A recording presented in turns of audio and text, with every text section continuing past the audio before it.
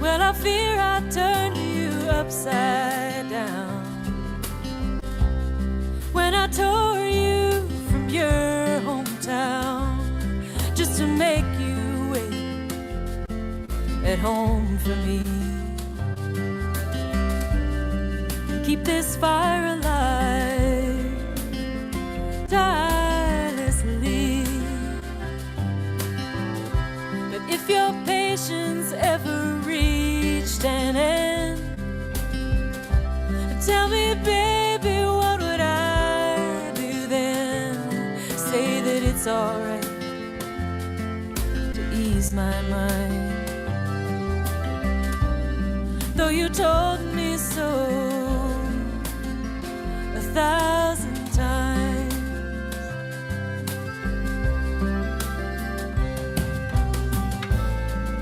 If the papers would all print old news, they'd say I'm still in love with you. Let the years go by, it remains the same. What we've got is gold, and what it's worth won't change.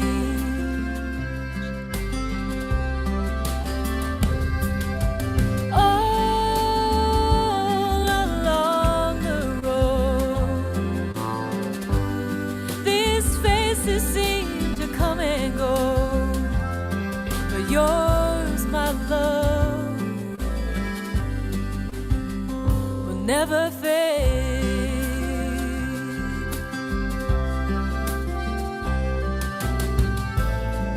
If the papers would all print old news, they'd say I'm still in love with you.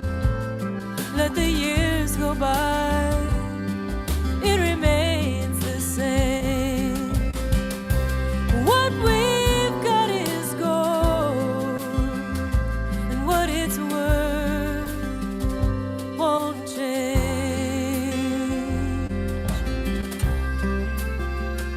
Won't change.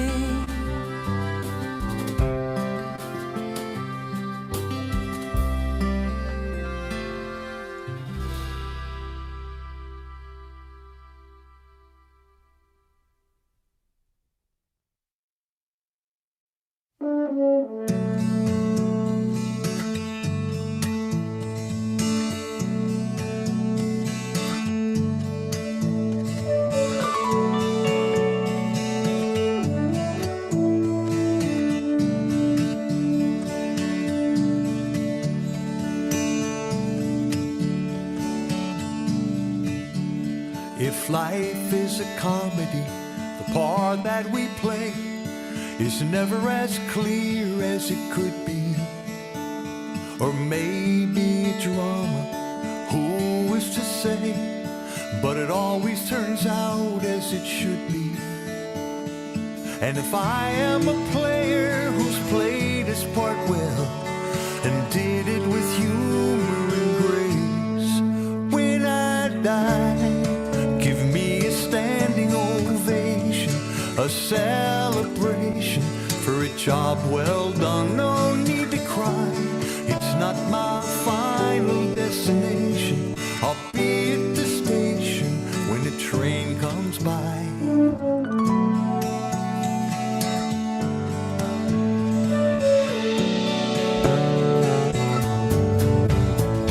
You write your own story as the pages unfold, but you're never quite sure of the ending. Maybe it's destiny, maybe it's choice, maybe we're all just pretending.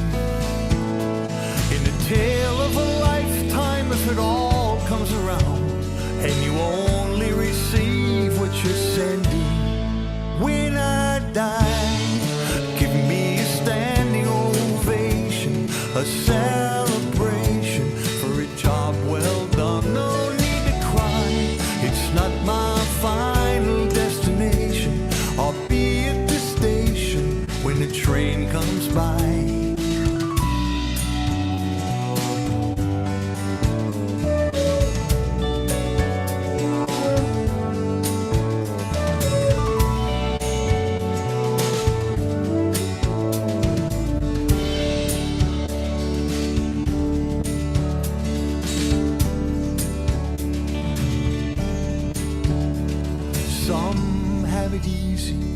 Some have it all, some work so hard for so little.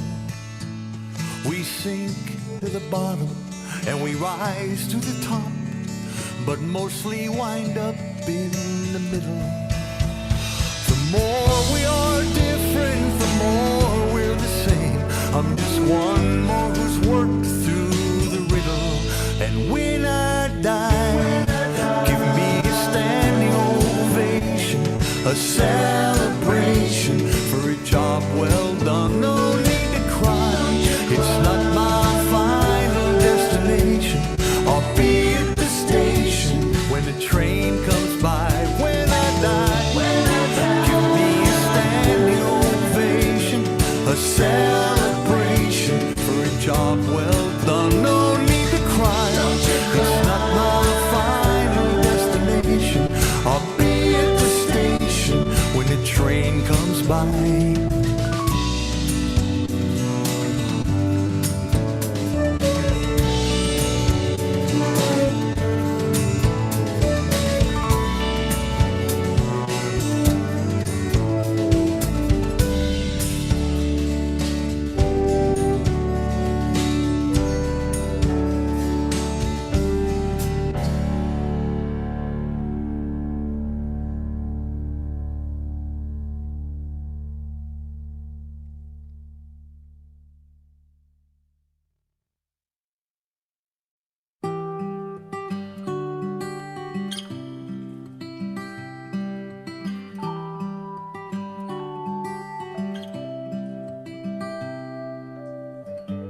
Rain falling across the water, mist is rising on the mountainside, leaves are blooming in the ash tree, robins are looking for something sweet.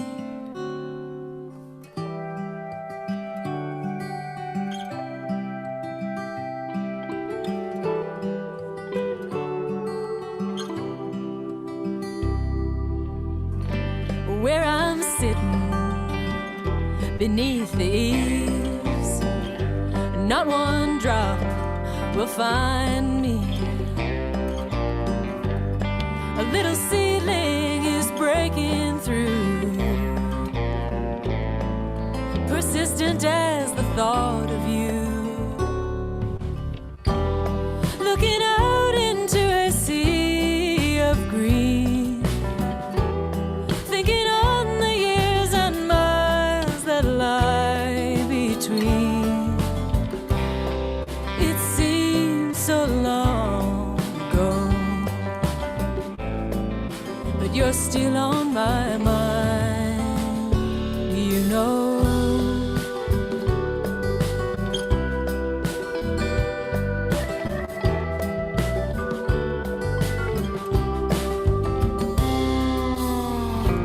I go walking through the trees, the water dances over stones. The April morning is clean and new,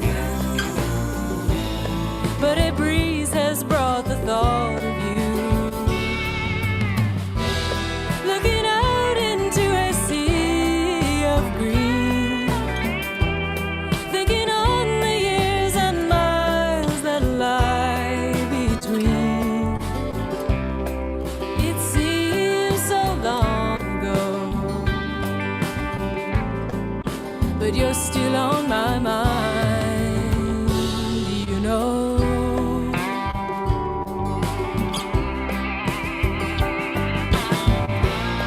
I sat down by the riverside, fearing I could drink it dry and still not be satisfied, satisfied.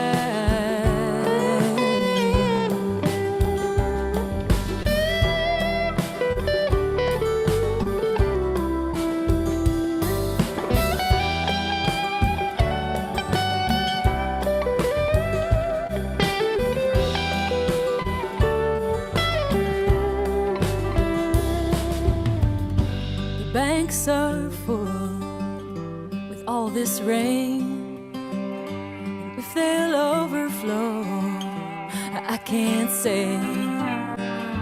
The crickets calling in the firelight, and a long and gentle sleep tonight. Looking out into a sea. Hi, everybody. Hey, how y'all doing? Welcome to Inside Live. Here we are again, and you're here too. Thank you. We Thanks really for being appreciate here. Another week together. Mm-hmm. We've got a wonderful guest tonight, Carsie Blanton. Can't wait to welcome her. I'm going to play a song to get us started. Yep. What are you going to play? An old favorite. An old favorite. Old reliable. All right. Yep, this is from my EP from a couple years ago. It's called You've Been Away So Long.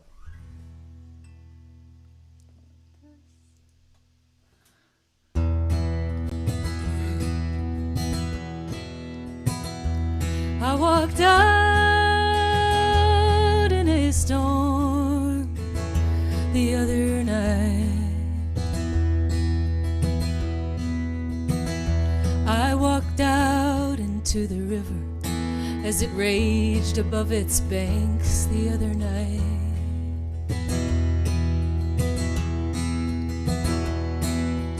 I was sure the current would part around my waist, but I reached out for your hand. I admit I was afraid.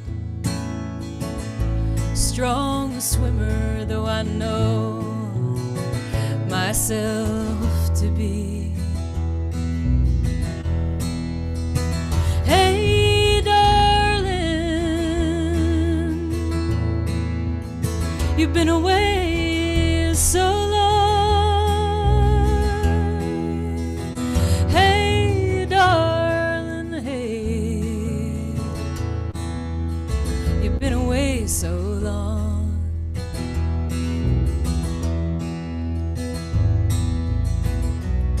See how the trees have grown since you've been gone. Well, I went down to the water's edge. I went down to the water as the sun sank low behind the ridge.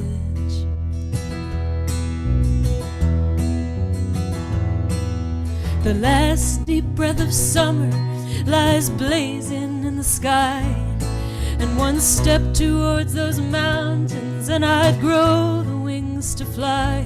Every whisper of the waves upon the shore tells me so. Hey, darling, you've been away so long. Hey, darling, hey, you've been away so long.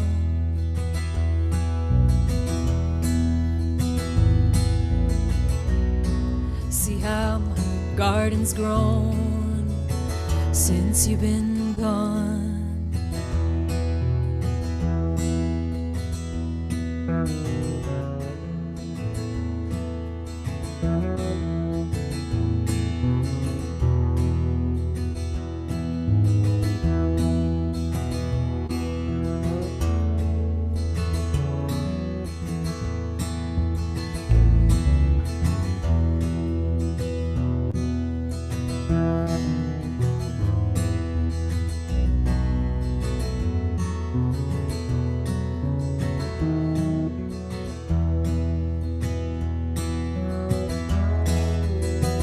Hey, darling, you've been away so long. Hey, darling, you've been away so long.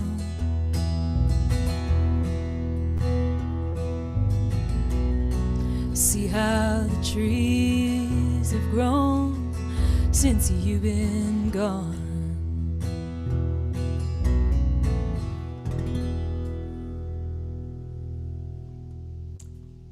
Thanks, everybody.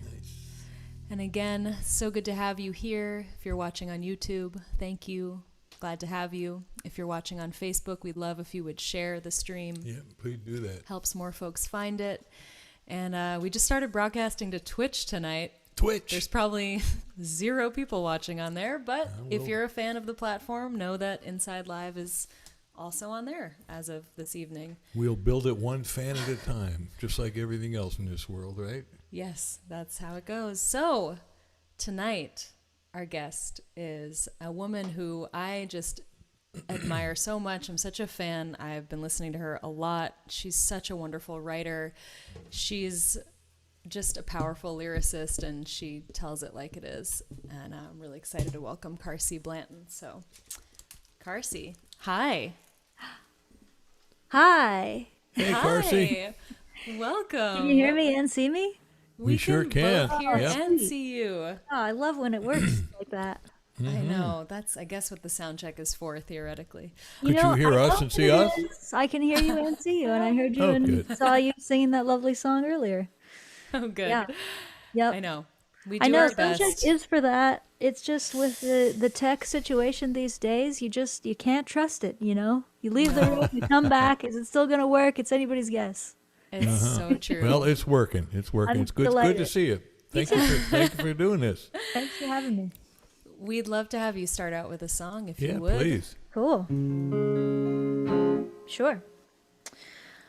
So this is a song called Be Good, and it is a new song, and it's from my new record, which is called Love and Rage, and that'll be out in April, and I'll talk more about that later. Okay.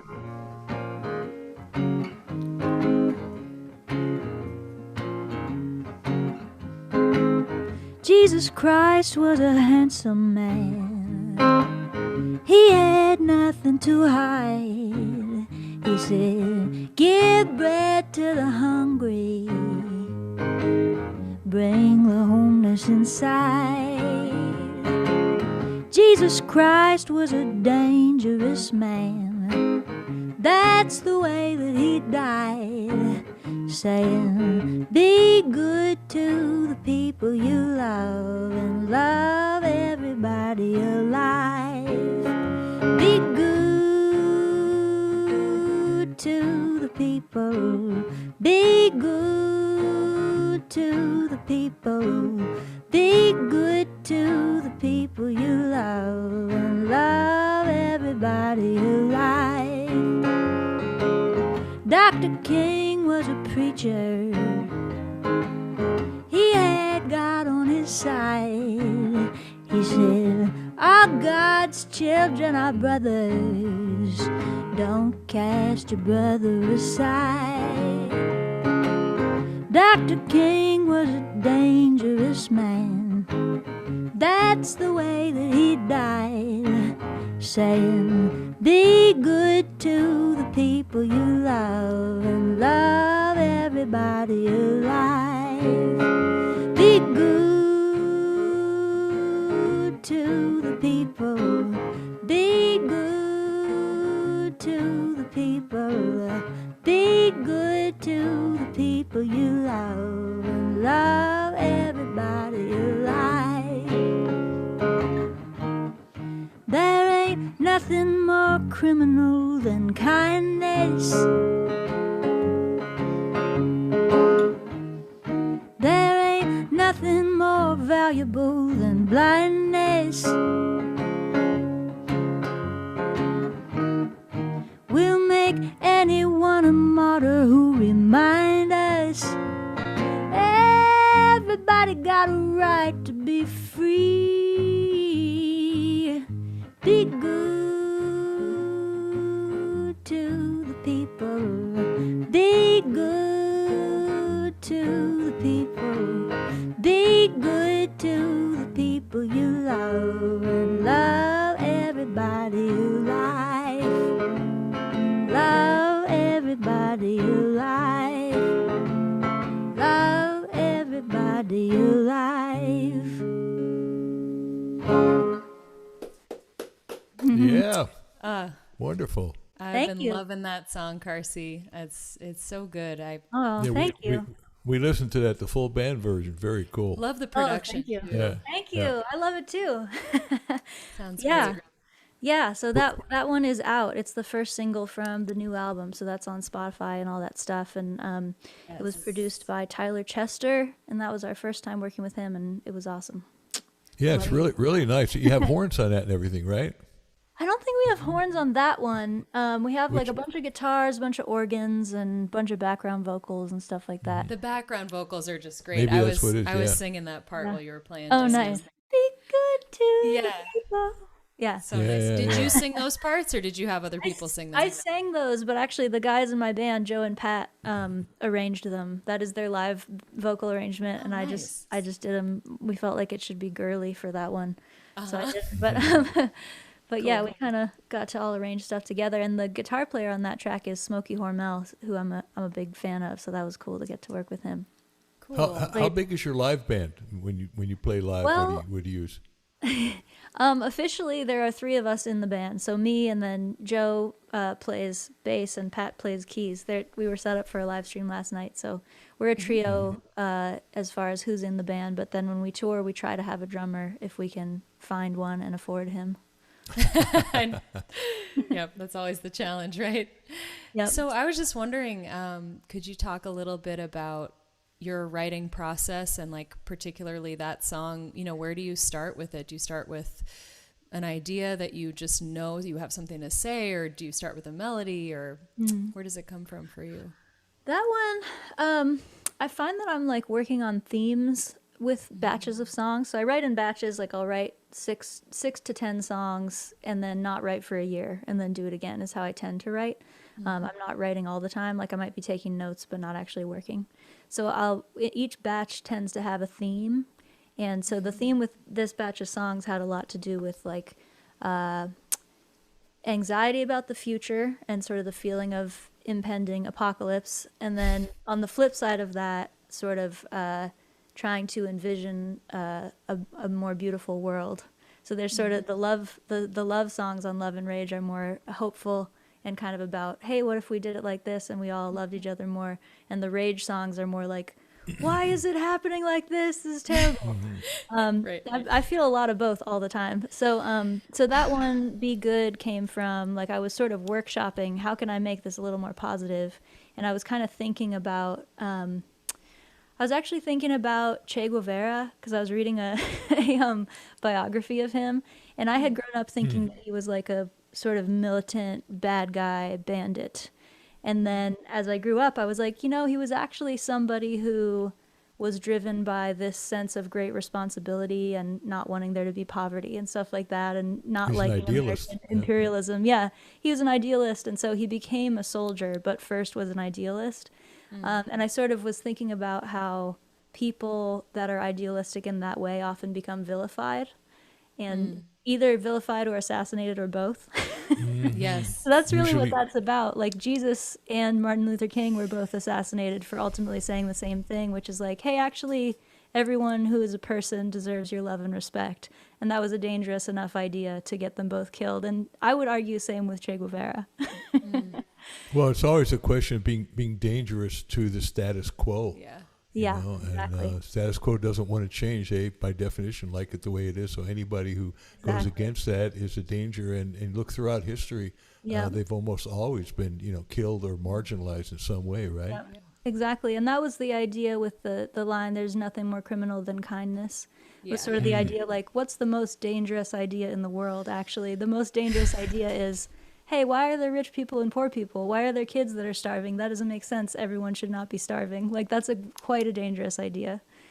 So I was trying to work that into a song without being preachy. So that's where Be Good came from. Well, that's such a fine line, and I think you're so good with that. And I love that about your writing. I think that is really challenging. Just how do you say something so strong, something that you have such conviction about, but say it in a way that's, make it art. And I think Yeah, that's the work.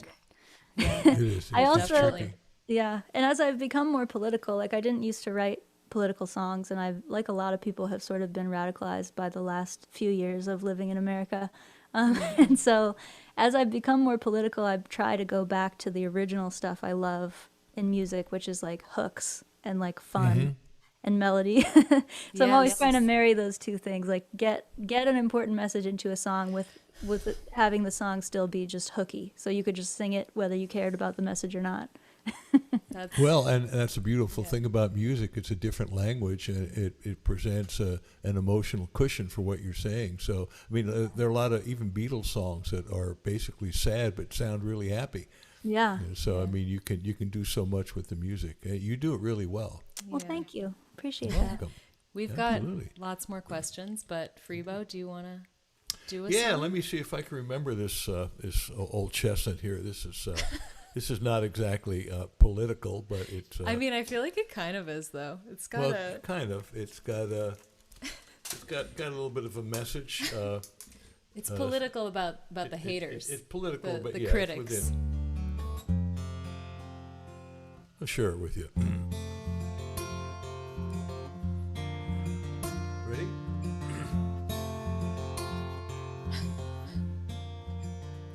There's a wrong that needs righting, I gotta say out loud.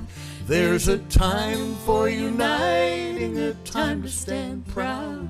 People raising their voices to do the right thing. People coming together to stand up and sing. Now the music makes the mountains move, but it ain't gonna move without no groove. Let me get my pick. A 1, 2, 1, 2, yeah.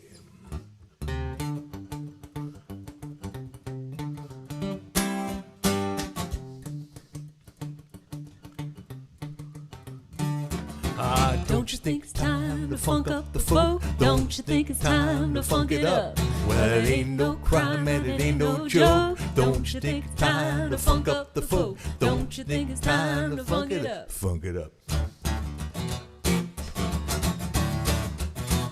Well, I got no gripe with the kumbaya, but what would have happened if Woody had a wah-wah?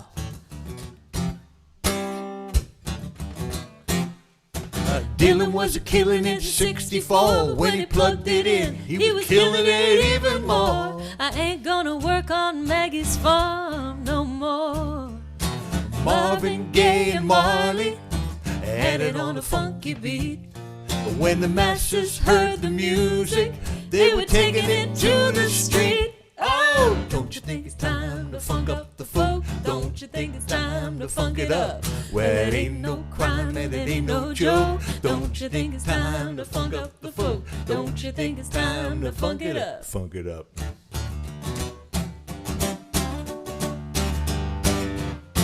Puff the Magic Dragon, Charlie on the MTA. Well, did he ever return? No, he never returned. No, we never returned. Mr. Tambourine Man, each one sold 1 million in their day. Come on, people now, smile on your brother. All the times they are a-changing. Sonny, the beat goes on, with a little bit of rearranging. Sweeten up same old song. Oh, don't you think it's time to funk up the folk? Don't you think it's time to funk it up? Well, it ain't no crime and it ain't no joke. Don't you think it's time to funk up the folk? Don't you think it's time to funk it up? Funk it up.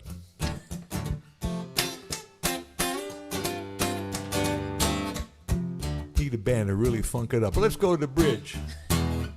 If the TV news got you singing the blues and your head is spinning around, get your tie-dye tee and your blue suede shoes, put in the good foot down. oh, don't you think it's time to funk up the folk? Don't you think it's time to funk it up? Well, it ain't no crime and it ain't no joke. Don't you think it's time to funk up the folk? Don't you think it's time to funk it up? Funk it up.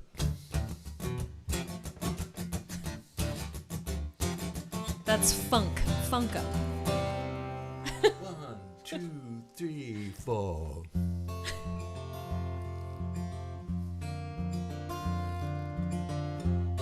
I love folk music. Well, we hope you're not shocked or offended by the message we shared in this song.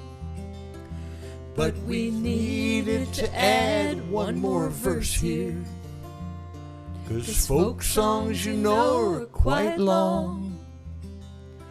But we're all out of things to express now, and also we've run out of rhyme. So what shall we do? Can you guess now? Yes, we'll sing the chorus one more time. Oh, 1, 2, 3. Don't you think it's time to funk up the funk? Don't you think it's time to funk it up? Well, it ain't no crime and it ain't no joke. Don't you think it's time to funk up the funk? Don't you think it's time to funk it up? Funk it up. So there you go. I feel like that was pretty relevant to what we were just talking about. Was that in a way. relevant? I do think it's time. I'm glad you asked. She thinks it's time. Carsie thinks it's time. To funk up the folk? She I think agrees. it's time. Good. So speaking of musical genres and influences and different styles, I'm so curious what your musical upbringing was, Carsie, and how did you become Carsie Blanton?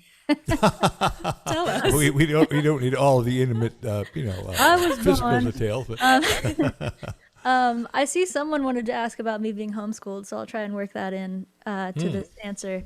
I grew up in rural Virginia, a town called Luray, and my dad is and was a therapist who did like group therapy and also wrote books, which just meant that our house was like full of people all the time. There was just a rotating cast of characters in my household.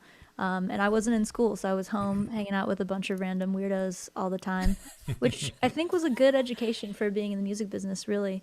Speaking of random weirdos, Yeah. And so both my parents really loved music, and we also had various musicians coming through who would play, and my dad would throw great parties, so there was always like somebody playing the guitar or the piano. My dad's a huge John Prine fan, so John Prine was like just either playing in the house, or my dad was playing his songs on the guitar for like 75% of my childhood. I want to say. Oh my gosh. So big like folk singer-songwriter household. And then when I was a teenager, I started getting into jazz. So those are kind of the two areas that converged to create the musical stylings of Carsie Blanton. Yeah. Yeah, my grandpa actually, for my 13th birthday, I think I had told him that I liked jazz. Like we saw the Ken Burns jazz series or something. And so for my 13th birthday, he sent me a stack of like 20 jazz vocalists. So I had like Billie Holiday and Nina Simone and Sarah Vaughan and Ella Fitzgerald and Ray Charles were all just like sent to me, and I started spinning them all at the same time. My grandpa had great taste too, so. Oh, absolutely. That's so great. It's so your parents weren't necessarily like, was your mom musical? You said your dad played John Prine songs on his guitar. They both were. They both played guitar and sang, and my mom went through a phase when I was a young teenager where she like wrote a bunch of songs for like a 2-year period, and even like went to Nashville to try and get them placed and stuff. So I have some early memories of like kind of getting the knowledge that there was a music industry and that people had a job, which was writing songs. I remember at the time being like, that can be your job? That Wait a minute. That would have blown me away too when I was growing up and trying to figure out how the heck you got from where, not growing up with professional artists in the family. It's kind of like this big mystery. Like, wait, how do people do that? How do you go make a living doing that? So Yeah. Still trying to figure I know, that right? out. Okay, I'm still I trying. still remember, I don't know why I was thinking about this. Just the other day, I was remembering the first gig I ever played. I think I was 13, and I had learned like a total of 3 songs on the guitar. It was like Patty Griffin, Let 'Em Fly, Landslide from Fleetwood Mac, and I don't know what the third one was. But I had 3 songs, and like It's a great start. a local restaurant like hired me to come play my 3 songs. So I went and played them for the dinner crowd, and at the end of the night, they gave me a $50 check. And I remember looking at the check and like seeing my name and $50, and I was like, this was for playing songs? Yes. Yes. That's still mostly how I feel about it. I'm just like, you gave me money because I sang a song? That's crazy. So when did you make the actual decision, say, I am going, and did you ever plan on being something else? I mean, most of us from professional families were told we're supposed to be this, or this, and musician was not included. How did that happen for you? So, okay, so I wasn't ever put in school, so I was an unschooler. I was homeschooled, but without a curriculum, basically. My mom was like, you should learn whatever you're interested in, and she would sort of help me learn about things. And it was pre-internet, so you'd have to like go to the library and stuff like that. Wow, yeah. So that was my childhood, and then my parents intended for me to go to college, but what ended up happening is I moved out pretty young. I was 16, and I moved in with a bunch of artists, and so that was kind of it. Like, I joined some bands, played some songs at open mics, and by then I was like living out of the house and was just like, well, this seems better than other jobs. There was a brief period, ages like 18 and 19, where I got a job as a grant writer. For a little school, which that's the job my mom does. So that was sort of the family business. So I was trying to fundraise for a nonprofit for a little while, and it was fine. But then I remember being 20 and kind of thinking to myself, like, I should go have a go at it, and I'll take a year, try and do music, and if it doesn't work, then I'll go get a real job. And I guess, I mean, it worked good enough, I guess. I think it's working. It's working. It's It is working working. now, It but is it wasn't working. really working in the first 10 or 15 years. But I was doing it anyway because it was fun. Yeah. Well, you learn how to do it. You learn how to be yourself. You learn how to market. You learn how to create your own niche, and then and market it. And I know we always have the question of what we see everybody else, and we think, oh my God, they're doing so well, and they're all looking at us, going, oh my God, he or she's doing so well. But you seem to have done that. I mean, you've really Carsie Blanton is it's a beautiful hybrid of all sorts of stuff. And I love your. I just launched my Patreon page just a couple of days ago for my birthday party. Congratulations. Yeah, thank you. And one of the templates I used was your page. Oh, awesome. And Same here. I read a lot Hi. of your, I read a lot of your stuff. I found it fascinating, and I like the idea you said. From a socialist point of view, I'm going to whatever level you prescribe at, whatever level you choose to give money, I'm going to give you all the same thing. And I thought, what a great idea that is. I love that. And Thank you. which brings me to the next question. I know that you describe yourself, you call yourself a socialist in a lot of ways, and that's such a loaded word in this society. Yeah. Could you give us your definition of socialism and your thoughts on that? Sure. Okay. My definition, so when I say I'm a socialist, what I mean by that is that I think the means of production, so the things we use in society that create jobs and also create the things that we need to live, I think those should be owned collectively rather than privately. So I think that like large corporations should be cooperatively owned by everyone who works there rather than by Jeff Bezos or whatever. And I also think that like factories should be owned by the people who work in them, and that land that's like agricultural or people live on it should be owned by everybody who lives in that society. And my kind of dream for that is that we then all could do a better version of democracy because we would be allocating resources together based on what people's needs are. So that's what I mean by socialism. There's a big thing about like, can you still buy an iPhone or whatever? And like in my version, sure, you can still buy an iPhone. So I'm not saying like no one can ever have a pretty skirt again. That's not really my idea of it. My idea of it is like we have such obscene wealth in this country. Like we've created so much wealth that at this point, if we just split it all up equally, I think the net worth of each family in America would be like $800,000. I read somewhere. So you have to remember how rich Jeff Bezos is when you talk about just splitting up wealth equally. He has infinitely more than you can imagine as compared to you, even as a middle class person. So yeah, that's what I mean by socialism. And for me, it just comes from basically compassion. I don't think that any kid should be born without resources to get to live a good life. And I think in the situation we're in now under capitalism, unfortunately, a lot of kids are born in a situation where they don't have that kind of opportunity. So that's really what it's about for me. I mean, it's also not just it's unlimited capitalism. I mean, it used to be the rich used to have to pay 70, 80, 90% taxes, which would go back into the government, which go back into the commons, which eventually would go back to the people. And the middle class was thriving back then. And bit by bit, the ruling class whittled away little bits and pieces. So now where it's you give them an inch and they take a mile, Freebo.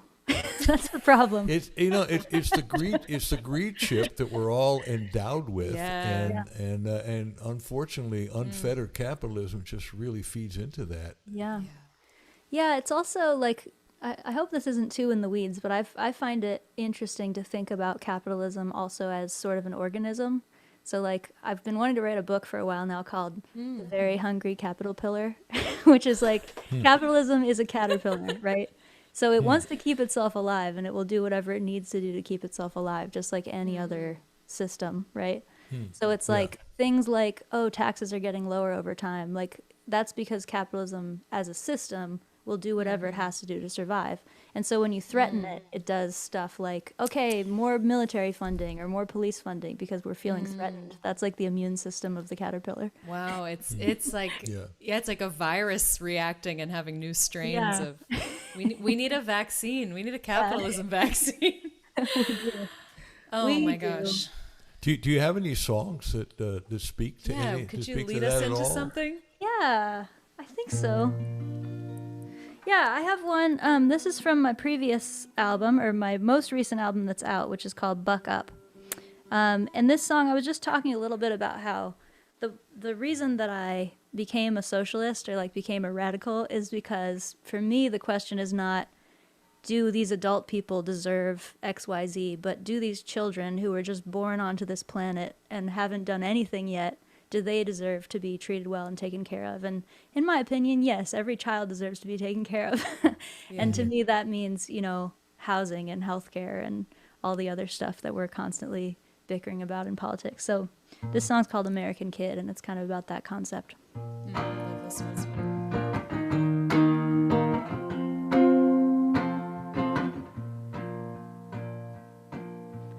I was once an American kid, growing up on hallowed ground. Rode to the river on a pretty red horse in a pretty little country town. But I grew up fast and I cast my vote for the president. And I had my doubts, but I still had hope until I read the finer print. Don't look now, but it won't be long. They're gonna wonder what we did, and we'll have to admit that we done them wrong.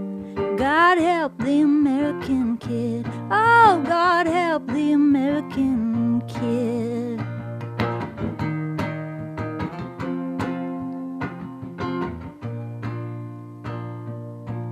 Well, I read the news in the papers too, and I see 'em on the TV screen. Maybe they know not what they do, but I wish they'd say what they mean. We stole this nation fair and square, and a whole lot of people in chains, but it was all for the glory of God, I swear, and the glory of capital gains. Don't look now, but it won't be long. They're gonna wonder what we did, and we'll have to admit that we done them wrong. God help the American kid. Oh, God help the American kid.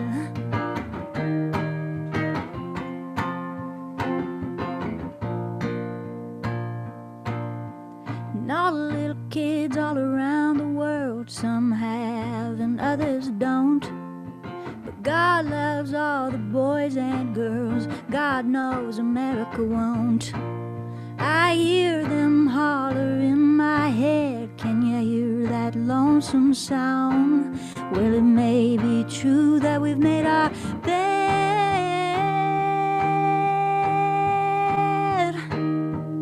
but I ain't taking it lying down.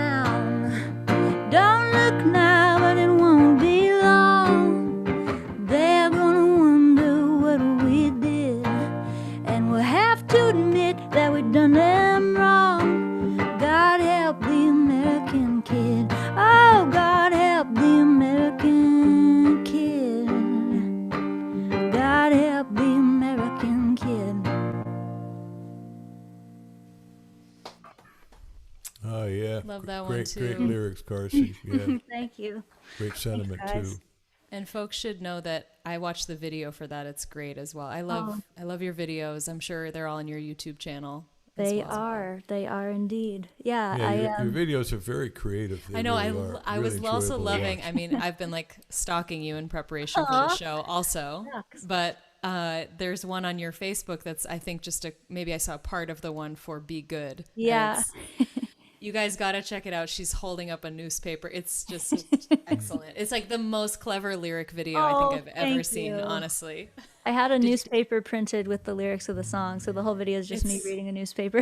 It's so good. And it's, Thank you. I just love that it starts with Jesus Christ was a handsome man and it's like in the paper. That's so good. I'm glad you liked that because I took some flack for it on the Facebook. That was just, I Googled Jesus handsome, and like the main thing I got was this actor in like a Portuguese movie about Jesus, and he's super handsome. He looks like Jesus, so I put him in the video. And then a ton of people were like, Jesus didn't look like that, actually. He was Middle Eastern. I'm like, guys, come on. It's funny. Yeah, it is. It's very funny. Yeah. I'll do a lot for a joke. Yes. Well, it worked. Hey, we're all going to get reaction from Facebook from somebody, you know. I Just know. never I feel like fails. there's just like armies of people just trolling Facebook being like, what can I be mad about? Aha! This Yes. Jesus is not ethnically accurate. Yeah.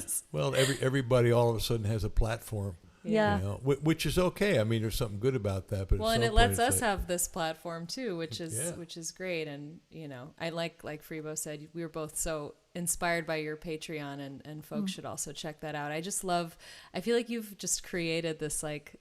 It's like your empire, Carsie. It's so great. Like you have, it's amazing, but it's like this empire of love. It's like it's just so cool to see, you know, that you have really grown your Patreon, which I think is just such a great model for independent artists. And you know, you helped coach me on that and just kind of getting it started. And you know, it's so smart. I mean, not just in a pandemic, but you know, all the time.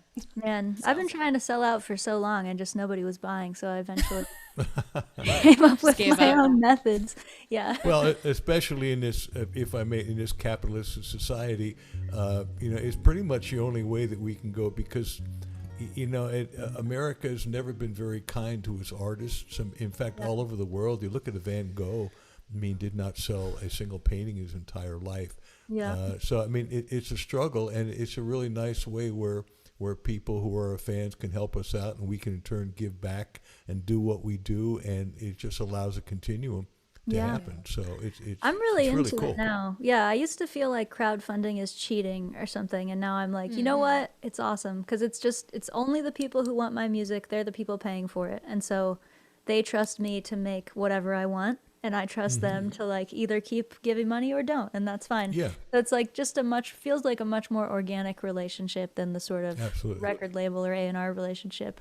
So Well, I'm that's a whole nother thing. The record label, and you know, Yeah. I mean, basically borrowing money at an exorbitant rate, really. yeah. Have you ever It's a gone very that route expensive loan. and went the other way, or have you just always kind of been No, I mean, my plan, like I joked about 15 or 20 years, but I did start touring when I was 16, and so it's been almost 20 years. And my plan at the beginning was absolutely to just hit it big and catch a break and make it rich and sign a record deal. For all of us, right? It just didn't happen. Right. So I had to revise my plan. So that's how I've arrived here. I've never gotten an offer, you know, from a record label, and Gosh. you know, it's one of those things where it's like, I think if I'd been trying harder at certain points, maybe I would have, but I've been more interested in, you know, doing all kinds of wacky stuff. I'm always changing up the thing I'm doing with the next album or the next project, and so I think that's distasteful to capitalism in many ways. Well, it's a record company in particular where they have to brand you a certain Yeah. way. And I mean, I think the fact that you've been forced to make that choice has really allowed you to become the Carsie Blanton that you are. With all of us, there's no pressure the doer. Certainly nobody's telling you what to create or how to create it, and that's a beautiful thing. I mean, I grew up in a time where a record deal was the only way to get your music out there. You couldn't make your own record. You didn't have your own lathe. You didn't have your own recording. And bit by bit, we've come in with cassettes, and then a digital recording and CD baby, and gotten to the point where we don't really need record companies, and it really has helped the independent artists to be independent and come up with our own type of music. So God bless you for that. Too. Well, thank you. Yeah. All worked out. All worked out in the end, or in the middle. I guess that's a good place to be. Well, why don't you play something? I played this song last week. Sure, I will. But it's feels again appropriate. That's what I love about playing in the round. Kind of do what feels right. And maybe while I'm here, I'll do our little housekeeping announcements. Housekeeping. Okay. For those of you who watch Inside Live every week. This is a capitalistic here's portion of the show, capitalist pitch. If you are able to, we always appreciate your donations for the show. We're going to split them between the 3 artists tonight, and we're also giving a portion of all donations for the month of March to Planned Parenthood, and that is partly in honor of Women's History Month, but really just because Planned Parenthood is so important for all of our health and wellness. And I actually happen to know that Carsie had one of her songs featured in this amazing Planned Parenthood film that was put out a couple of years ago. Maybe we can ask her about that, but you should check that out. The song is called So Ferocious, and it's just the perfect backdrop for a Planned Parenthood film. So there's that connection, and we're honored to be supporting them. So, and we're also honored to be sponsored by Cordial Cables. And Cordial, we're all using this Cordial. These are Cordials. Carsie, you get a free Cordial cable and a T-shirt. These they're really special. There's little to no resistance in them, so they actually sound great. And it turns out that they have a lifetime guarantee. So I don't know how many cables you've gone through in your life, but theoretically this might be the only cable you will ever need. So we will send you one, and we're grateful for their support and sponsorship. And what they've also done, and what we do every week, is we give one away to the lucky winner. And how does that happen? We have chosen a number between 1 and 100, and Brandon knows the number. He's backstage keeping an eye on the guesses that you guys put in the chat. So whether you're watching on Facebook or YouTube or Twitch, you can put your guess for a number from 1 to 100 in the chat, and we will choose a winner before the end of the show of a Cordial cable and T-shirt. And we're so grateful to Cordial for supporting us. We love you guys. Been so supportive of us and just helping get the word out about our music and this show. So we appreciate you. Great. Okay, back to music. Alice, why don't you play a song for us? All right, this is a song that is going to be on my next record, and actually was able to record it in the initial session that Freebo and I went down to Muscle Shoals, Alabama, and recorded at Fame Studios. At the end of 2019, I thought I would end up going back in 2020 to finish that record. Didn't happen, some COVID-related difficulties in traveling, but I'm so happy that we are officially going back this July to finish that record. So this song will not be all by its lonesome. It's called Travelin' Soul.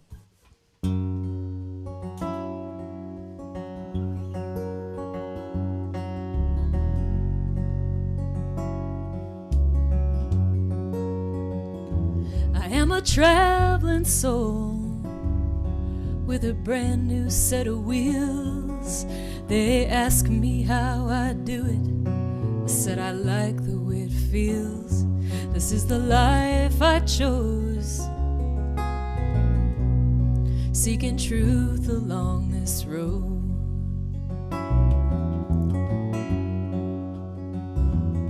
Well, it's easy to be running, but so hard to stay behind.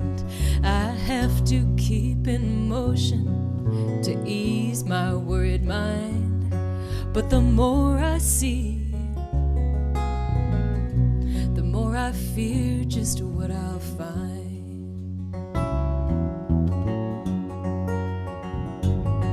It's the same old two-lane highway and the same old moon above.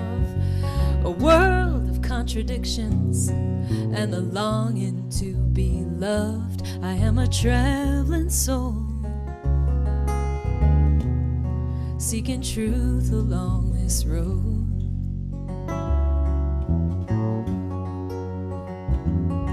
Well, the towns that pass my windows, they all start to look the same. Overrun by corporate greed, disguised as household names. I am a traveling soul, seeking truth along this road.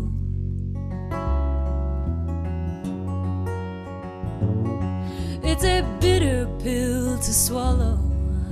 The country that you love has a history of violence that is written out in blood. I am a traveling soul, seeking truth along this road.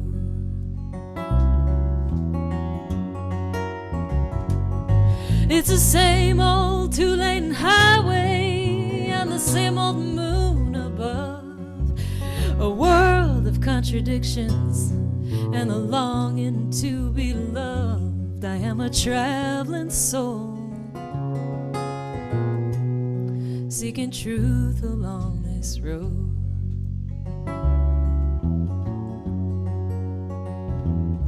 I could drive all night on this brand new set of wheels. They ask me how I do it. I said I like the way it feels. I am a traveling soul, seeking truth along this road.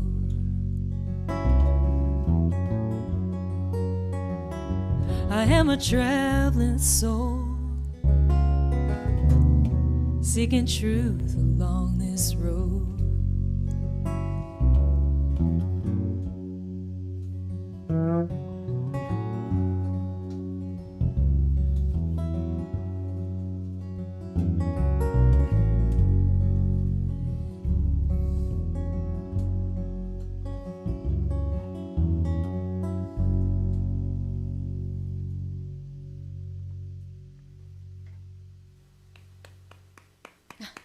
Yeah, Thanks, Carsie. that's a beautiful song. Thank you. Love that one. Oh, thank you. Thank you. Somebody asked Freebo, are there no frets on that bass? And I feel like the answer is definitely there are indeed no frets. There are no frets on it. It was too cheap to get the one with frets. I like it that way. No frets. Yeah. Cool. Hey, well. Hey. Well, Brandon's been putting a bunch of questions over here. Yeah, that's Am I true. supposed to read those? No, I'm supposed to read them. Oh, Okay, well then never mind. Forget I said anything. No, you're so right, Carsie. You know what? I'm I gonna see hide them them. there, and I get overwhelmed by them, and I Me just too. pretend they're not there. Good. Now I feel validated because that's what But I'm then- also doing. But then I look at Freebo and I'm like, Freebo, ask her a question. And then I'm like, wait, there's an entire list of questions. But we try to balance it out, with the audience questions. We have one audience member who knows who he is, who sends so many questions. And we love you, Vincent. You're the Vincent, best. we love you. Yes, we He do. just I bet he was cannot. looking at my Wikipedia page because I was like, Vincent, where are you getting this from? Oh, Vincent is very He's well. does he his studies. research. He studies his Digging stuff. deep. Yeah. Would he you? does. Why don't we start with the first one? Would you tell us about your guitar? Because a lot of folks Sure. watching on Norm's Rare Guitars would probably be really into that. So This is a Gibson? Gibson ES330, which has been my dream guitar for a while. And the guitar, it's a pandemic guitar. I bought this in the pandemic because I used to have a 320, which is sort of a cheaper, less cool version of this same guitar, but it's a lot more stable, so it's a better touring guitar. So once I realized we weren't going to be touring for a while, I was like, I'm trading in my my 320 for a 330. So I bought this from a guitar shop in Florida, and they shipped it here to Philly, in May or something. And I'm very fond of this guitar. Her name is Azalea May. I can't remember the year. I should know this. It's either 67 or 69. One of those. And she matches your hair. Yeah, I'm familiar with the 335, but not with the 330. Yeah, I couldn't do you know the actually difference? tell you. I couldn't really tell you the difference. The body is slightly smaller. That's the only thing I know. Like a little bit less wide, because when I try to play a 335, I'm always like, "Ugh." Yeah. But I don't know Maybe the biggest difference is 5. The 5. Yeah, It's 5. 5 less. Either way. Yeah, I'm not a gearhead, but I have one really nice acoustic and one really nice electric. And Which acoustic do you have? I have a Washburn parlor guitar from 1907. Wow. It's a really sweet little guitar. I don't have her here right now, but I didn't just know they were around that long. Yeah. Yes. That's probably when they were One played of the by early ladies in the parlor. Parlor. Yeah. Yeah, they were made Yeah. I just, if I find a guitar out in the world and I fall in love with it, then I'll try and get one. That's my whole method with guitars. And hey, it's a great investment. That's a great method. It really is. Yeah. And actually, the one from 1907, I was at like a house party in New Orleans, and I found it. It was like sitting in the corner, a guy who had a bunch of guitars, and I like went and sat in the corner and played it for a long time, because it's a beautiful, really super resonant guitar, like that super old wood, and it's in good shape, and it was just wow, wow, wow, wow. So I sat in the corner and played it, and then when that guy left town, like 2 years later, he called me and was like, "You remember that guitar?" And I was like, "Yes." And so he was selling it overseas, so that's my method. Great. That's great. Would you play us another song, Carsie, and tell us about it before you play it? Sure. Give us the backstory. Oh, I'll do a New Orleans one, since I was just talking about it. How long were you in New Orleans? Oh yeah, tell us. Yeah. You're in Philly now, but I know you spend a lot of time in New Orleans, I'm sure. Yeah. So my trajectory is fairly complex, but I'll just say a lot of my family lives in Philly, and my band lives in Philly, and I lived here for many years, and then 8 years ago or so, I moved to New Orleans, and so that's where I was until the pandemic. And then when the pandemic hit, I decided to move back here mostly to be closer to my band, because I haven't actually been able to see at least not my mom, the whole time. But I have seen my brother, who also lives in Philly. So yeah, being closer to people brought me back up here. But I was in New Orleans for 8 years, and I am very fond of that city still. Great city. It's a great city. Do you plan to go back when things get back to normal?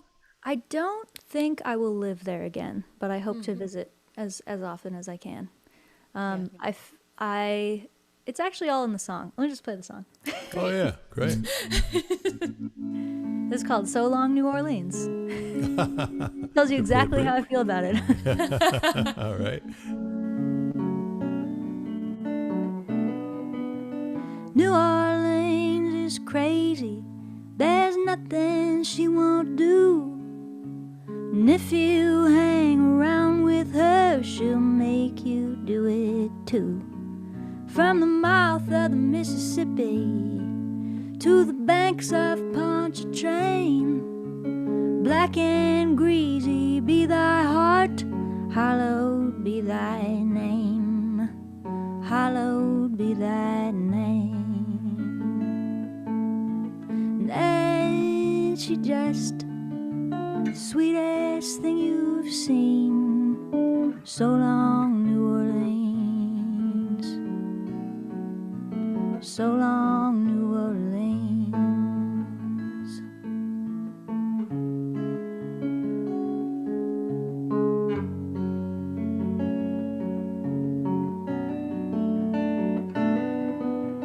There ain't nowhere better, there ain't nowhere worse. And when you think she's blessing you, you're bound to get her curse.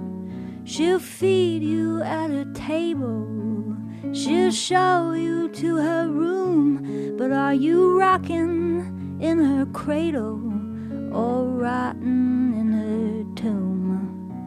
Rotting in her tomb. And ain't she just the sweetest thing you've seen? So long, New Orleans. So long, New Orleans.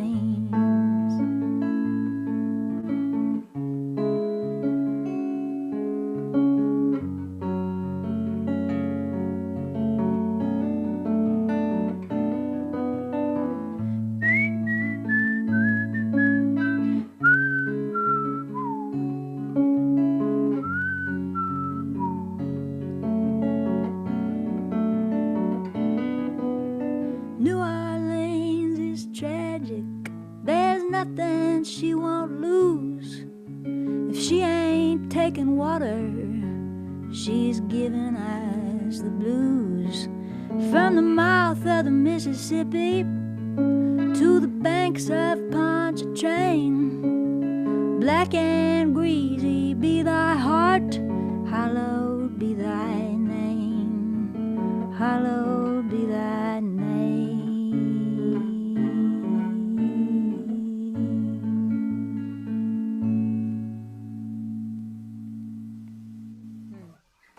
Wow. No, that certainly tells you how you tells us how you Says a feel lot. about it. Sums it all up. Well, There ain't nowhere better it- and there ain't nowhere worse. What more Yeah. can I say? no, it brings up a question. I mean, I've had quite a few different hometowns. I mean, I'm from a small town upstate Pennsylvania and went to school in Philadelphia. So my 10 years from like 18 to 27 are in Philadelphia, and played in the band there, and went to Swarthmore, University of Pennsylvania, and it just played so many places. And I love Philly. It's got a wonderful musical tradition. Then I went up to Boston for a couple of years and got a taste of that, and been out here in L.A. But New Orleans has a particular feel to it. It's very funky. I mean, it's so many different influences, and I'm wondering in each city, like for instance, it's easier to be a folk singer in Boston than it is, say, in New Orleans. And I'm wondering if your style of music and the New Orleans style in general had anything to do with your feeling welcome there musically. I know we tour all over the place, but I'm curious, what was your musical experience? Because your music is so not New Orleans. Yeah. At least what I think of it, and I don't mean that disparagingly or as a compliment. It's just that way. What are your thoughts about that? I don't know. It's funny, I've never successfully been part of a music scene. So like everywhere I've lived, I felt like I was not quite the genre for that scene. So in a way, it's been an asset, I guess, because I haven't ever really felt like I needed to fit in anywhere, or I never felt like I really could. So I didn't try very hard. So I love the music culture in New Orleans very much, but you're absolutely right. I'm not in a brass band, and I don't play real jazz, although I love jazz music. I did love going to see shows there, but I played very few of them myself. I never was like a New Orleans bar band on Frenchman or anything like that. Sure. But again, it's like I've kind of felt that way everywhere. I gigged a lot in Philly when I was starting out, just because you do all the gigs you can when you're starting out. But even then, like I made some great friends in the Philly scene, but I also never quite felt like it was my scene. And I just think I don't have a scene. I think I make my own scene in my own mind. I love that. I mean, I think in a way that's a great attitude to have, because then you're not feeling like you can't be yourself if you're not being accepted by other people. And I mean, I grew up in Boston. I live in LA now. I've lived in Seattle. So I guess I can relate to all of this in the sense that, yeah, I mean, I do tend to look at like the scene and people who I feel like, wow, they're really in that, like they know all the people in that scene. And in a way, it's nice to have like extended family everywhere and to have, when I go to whatever place, I can call up this person. I mean, that's one of the joys of being a traveling artist is having family everywhere. But I get that feeling. I know what you mean. It's interesting. I was thinking that when you were playing your traveling song, just how much I miss being physically traveling. It's been such a huge part of my life for my whole life, and I didn't realize that my whole sense of mental health and well-being was founded upon being on the road all the time. Yeah. It stopped. I don't know if you guys had that experience. I did, and in a way it was like I had to face my myself in a new way. Like I had to deal with some of the stuff I'd been avoiding, and it's always easier to, that's kind of a part of that song that I did as well, is like, it's easy to go. It's easy to like, I gotta be somewhere. I gotta catch the plane. I'm gonna pack up my suitcase again. I don't have time to take care of the mundane details of my life. And it's been kind of interesting to have to sit with more of that and to have the time. Yeah. I'm in therapy for the first time as an adult. Yeah. So I'm not like trying to be like, oh, poor me. I'm just trying to say like, it's really interesting to me how much stuff has come up because I stopped being on the road and stopped being so busy. And I imagine a lot of people are having that experience where you're like, whoa, there's all this stuff going on in here that I never was quiet enough to hear before. Shut up. It's so true. And I've had moments of being in therapy, and I started seeing someone again, and it was like I finally had the time to actually focus on it and like do some of the work that I talked about doing. It's like, okay, when am I going to stop talking about when I do this, when I start to think about this a little more deeply? Okay, now's the time. And maybe it's been good for us in a way. And Alice has heard me say this before, but ex-jock that I am, one of my favorite expressions is take what the defense gives you. You know, and the defense is giving us time and space. And that's a good thing and not such a good thing. But I mean, I've been a road dog for years. I mean, you know, just touring in all sorts of different permutations. And the thing about being on the road, and the metaphor to me is, you're constantly moving. You have to keep your eyes on the road. You really can't look in the rearview mirror just occasionally. You can't take your eyes off the road. There's always something coming up. There's not enough time to really contemplate. Just when you're about to think about where you just were, you're on your way to somewhere else. It starts to blur together. Yeah. That's all cool and wonderful, but when that stops, like you're talking about, it's a house of cards. It's the old thing, like no matter where you go, there you are. Yeah. And so here we are in this place, and I think it's actually a really, I think it's a really healthy time. You know, it really is a time to look in the mirror. It's made us, like, given that time and space, it's okay, what are you going to do with it? And you hear the voices in your head like you're talking about, and you finally get a chance to say, what are those voices telling me? And with therapy, I'm a big fan of therapy on many different levels. It's helped me a lot. It's not about being crazy. It's about sharing it with somebody and exploring who you are and looking in the proverbial mirror. So there's no apologies necessary for me. Cool. Yeah, and I think you brought up I wanted to just talk about another aspect too. I don't know if you guys have had an experience like this, but we talked a little about Patreon before. So Patreon's like an online subscription model. People pay me to make my songs, and I release things on there. And I've had that for a long time, but then in the pandemic, like, I really, had to put my foot on the gas with the Patreon to sort of stay afloat without gigs. And the other thing I started doing are these monthly rent parties. So we're about to have our 13th one, our 1-year anniversary. So last March, we started having these monthly rent parties to pay the rent for the guys in my band. There's 2 guys in my band. And so we've now been doing that for almost a year. And what's interesting about it is it's really changed my concept of touring and my concept of what the business is, because I have been able to stay afloat by just sharing stuff on the internet. And ultimately, I very much want to get back on the road, but it has exposed how much I was just booking gigs and playing them because that was the only thing I could imagine. And I couldn't imagine paying my band unless we were playing gigs. And so I've had a model shift where I'm now like, you know what, if I can be paid and they can be paid for being at home, then in order to go play a gig, we need to get a good offer. So it's just shifted the concept to me, where instead of you gig constantly because that's how you barely stay on the treadmill. Now I'm like, it is a treadmill. And now we lived, so let's not gig again unless it's for a reason. It's a question of discernment, isn't it? I feel like it's made us value ourselves differently, and to think of a shift in, like you said, of, okay, I have a lot to offer. Like, how do I just get it out there in a way where people that want what I do, enjoy my art, can receive it and pay me for it, in a sustainable way. And it's true. I think a lot of artists are kind of reconsidering that. I don't know if you know Ellis Paul, but I've talked to him a lot about this stuff, and he was just like, I don't I don't want to tour anymore. Like, He's actually you know, making more money by yeah, not touring. he's like, this is great. Like, I just, you know, it's so interesting. I never would have thought. We're all so wedded to this like identity of the touring musician, and I can't wait. You know, I look forward to it. But like you, I mean, it's true. Maybe we'll I'm just like, I'll play shows, but they better be a theater. I want people in those seats. I want like a good sound check. I want dinner brought to me in the green room, and otherwise I'm staying home. And it's Wait, so funny. You don't like a deli plate? I love a good bandwidth, and I miss them. But oh my gosh, I feel like we have different relationships with the venues and the promoters and a lot of those people too. Where like we've all got to talk more, and like Carsie and us are all in the same booking agency, and like we all get together and actually like, talk behind the scenes. I know Fleming Artists has been amazing, and it's so interesting. Like some of these venue people who for me were like behind the curtain like the Wizard of Oz, and now it's like, oh my god, there they are. Like we're all trying to figure this out.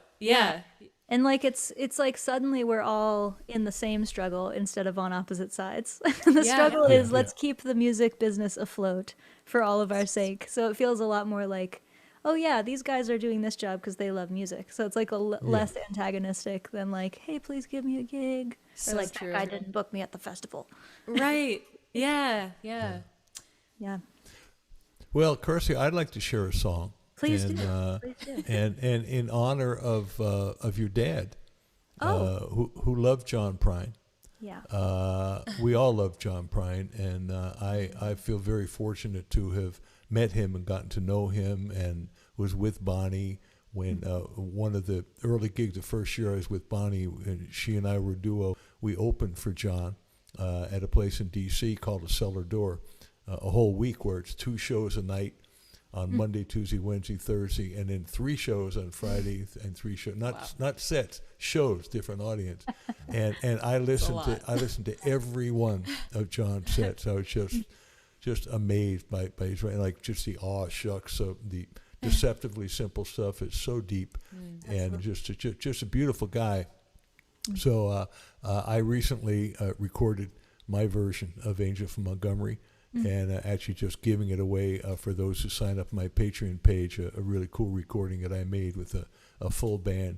But Alice and I have since come up with a duet version of my version of that song.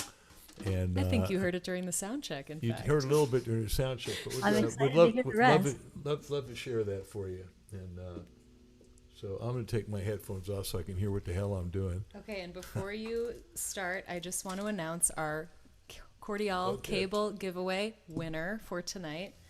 And her name is Janice Flanagan. Janice, you guessed number 62, and the number I had chosen was 61. So right on, Janice. I think you're watching on Facebook. If you are still watching, I hope you are. Congratulations. And folks, we'll do this again next week. So tune in next week and you can pick a number again.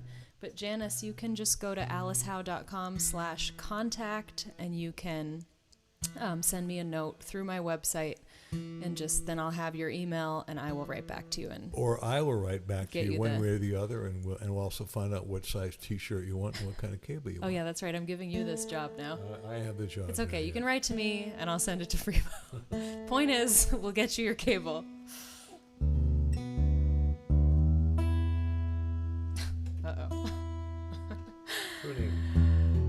And I'll mention one more time, if you all are able to send us a donation for tonight, we so appreciate it. PayPal, Venmo. I've got a credit card page on my website. If you go to alicehowe.com/support, and you can also send us a check if you are so inclined. I have a P.O. box now, and we thank you. And if you can't give a donation, we still love you, and we still want you to watch, and you can go to all of our sites and follow us and like our stuff and share the show, and that helps us a lot too.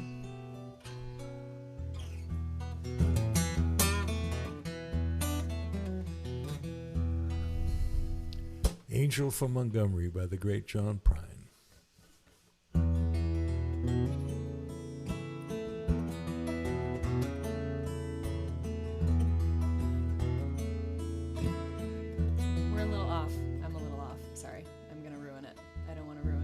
so beautiful. I'm sorry, Freebo. Forgive me. It's not you, it's me.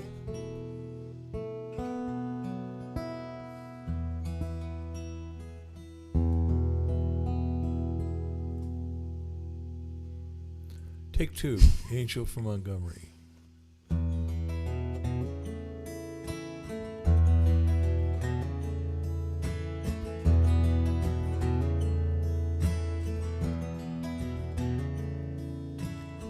I am an old woman, named after my mother. My old man is another, child has grown old. If dreams were thunder and lightning was desire, this old house would have burned down such a long time ago. Make me an angel that flies from Montgomery. Make me a poster of an old rodeo. Just give me one thing that I can hold on to. To believe in this living is just a hard way to go.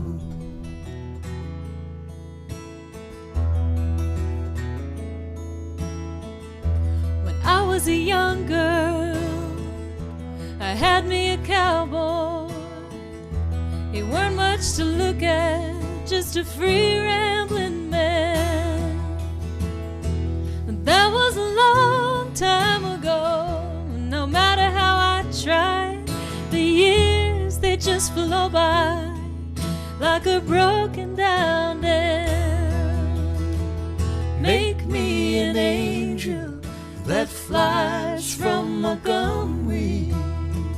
Make me a poster of an old rodeo. Just give me one thing that I can hold on to. To believe in this living is just a hard way to go.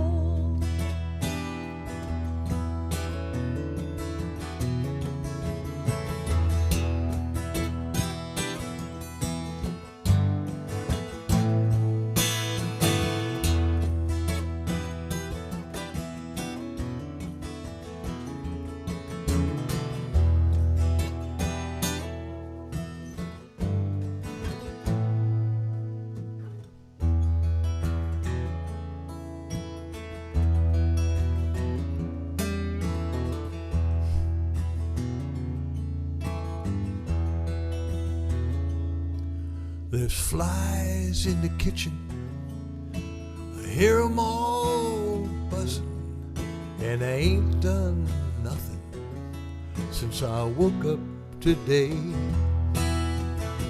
How the hell can a person go to work in the morning and come home in the evening and have nothing to say? Make me an angel that flies from Montgomery. Make me a poster of an old rodeo. Just give me one thing that I can hold on to. To believe in this living is just a hard way to go. To believe in this living is just a hard way to go. Yes, it is.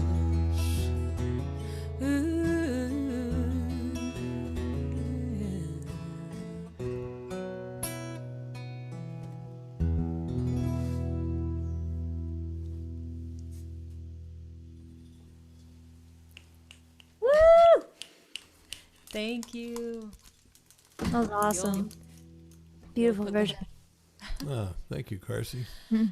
That's a heck of a song, huh? Dang. It really is. There's so many different versions. I mean, I played that with Bonnie hundreds and hundreds of times. Yeah. And it really wasn't until I started doing my own version that I really felt it. I mean, I'm a musical guy, so I was really into the bass and the band and the interplay and listening to her vocal and aware of the words, but really more aware of the melody and the feeling. But once I started singing it, it's almost like the song inhabited me. Is what happened. But you became the old woman. I That's what happens. You become the character That's in the what song. happens. Yeah. Well, that's one of my very favorite things about John Prine's work is how beautifully he's able to channel people with really different lives than his, and always was. Like that first record has with like Sam Stone on it and stuff is just like he's what, like 18 or something, and he's just like, yeah, I could imagine how if you came back from war and then you were a heroin addict and you had a family, that'd be really rough. Writes a whole song, beautiful song. Like that's a real. I mean, on top of all his other gifts, that's a real gift. It's like being a bodhisattva or something. He's like hooked into some kind of cosmic cash. Well, he just had a simple way of doing it. I mean, but I mean, he was that kind of guy, and I mean, I think it's a great example where you don't. It's almost like the more complicated you make a song, the harder it is to get into what it's really saying. Not to say that something like MacArthur Park can't be really, Jimmy Webb and some really interesting chord changes and heavy words can't be soulful and deep, but Prine, I mean, I don't think he knew more than 5 chords. Really. That's why my dad plays his songs and not anybody else's. Yeah. Well, it's a good lesson to just simplify. I mean, I feel like that's been almost the biggest lesson for me in songwriting in maybe the last 5 years. Just like you actually get better by breaking it down sometimes and not trying to say everything. Not dumb enough. Make it dumb. Well, and to be able to do an environmental song, a deep environmental song like Paradise that really never gets on a pedestal. Like we were talking about earlier, it just really paints the picture. Right at the heart of the matter. Right at the heart of the matter, but it's never lecturing, never on a pedestal. It's human. Just paints a picture. Scale. It's really beautiful. Yep. Absolutely. Well, Carsie, we've got about, 15 more minutes maybe, a little less. Play us another song. We'd love to hear another song. I did see a request for a standard, although I don't want to force you to do something you don't want to do. Totally up to you. She's not forcing. I can tell Carsie's up for whatever. Well, a standard or a cover or something you really get, get behind. No pressure. Wow, I think I'm going to stick to songs from the new record, not to beat the dead horse, but I have a Kickstarter going on, so I just want to play excellent. at least one more from the Love and Rage album. And I think I gave Brandon the link so he can drop it, but there's a Kickstarter going on for the next few weeks, and that's just an album pre-order. You can get the CD or the vinyl or the t-shirt and all that kind of stuff. Cool. I think when does the record come out? The record comes out April 30th. Sweet. Yeah. And it's called Love and Rage. It doesn't have a title track, but this song is where the title came from, if that makes sense. This song is called Down in the Streets, and it has some lyrics about love and rage, which ended up being the album title. So I'm just going to mention a little bit about it. I went to a bunch of protests this summer, as a lot of people did, after George Floyd's killing. And I was in Philly, and there were some really intense protests in Philly where a lot of people got tear gassed and arrested, and my little brother got arrested and disappeared in a van, and nobody, it was really? an unmarked van and stuff. Wow. And it was fine. I picked him up that night, and it was all fine. But there was a few hours in there where literally me and my bandmates are running away from tear gas. And we get a block away, and I get a text from my brother's girlfriend, and it just says, "They got him." And I was like, what is happening? I thought we lived in a different kind of place than this. Wow. So anyway, it was a crazy experience, and I wrote this song, started writing that song that night, basically. So it's very inspired by those protests. But it also, especially the opening verse, comes from this feeling I often have where it's like I'm talking to someone I love, and I'm trying to explain why I'm so frustrated with the world or with America right now. So the character in the song is my mom. So I'm saying Mom, let me try and tell you what's going on. So that's where it's coming from. Cool. Down in the Streets.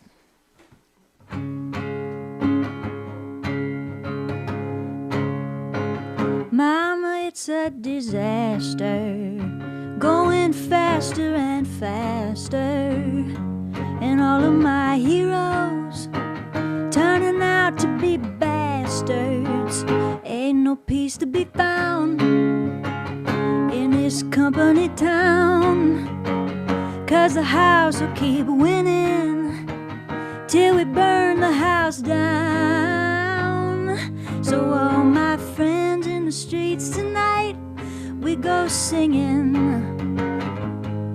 All my friends who are down and out, we gonna fight for all our friends in the up above, with all our rage and all our love, adding fuel to the fire down in the streets tonight.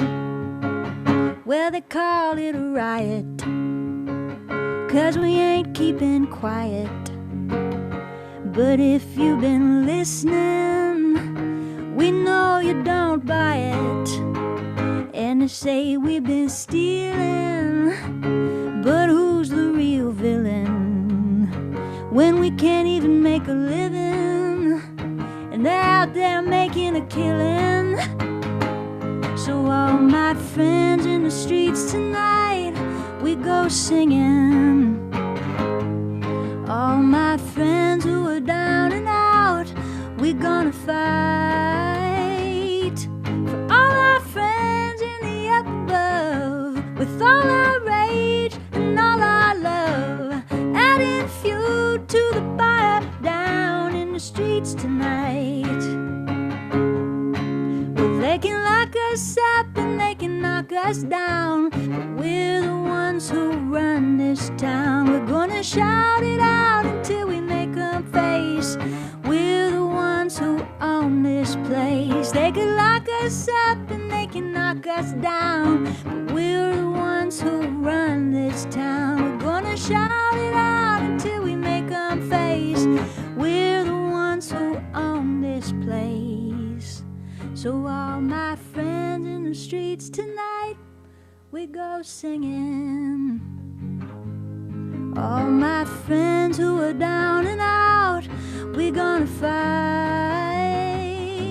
for all our friends in the up above, with all our rage and all our love, adding fuel to the fire down in the streets tonight.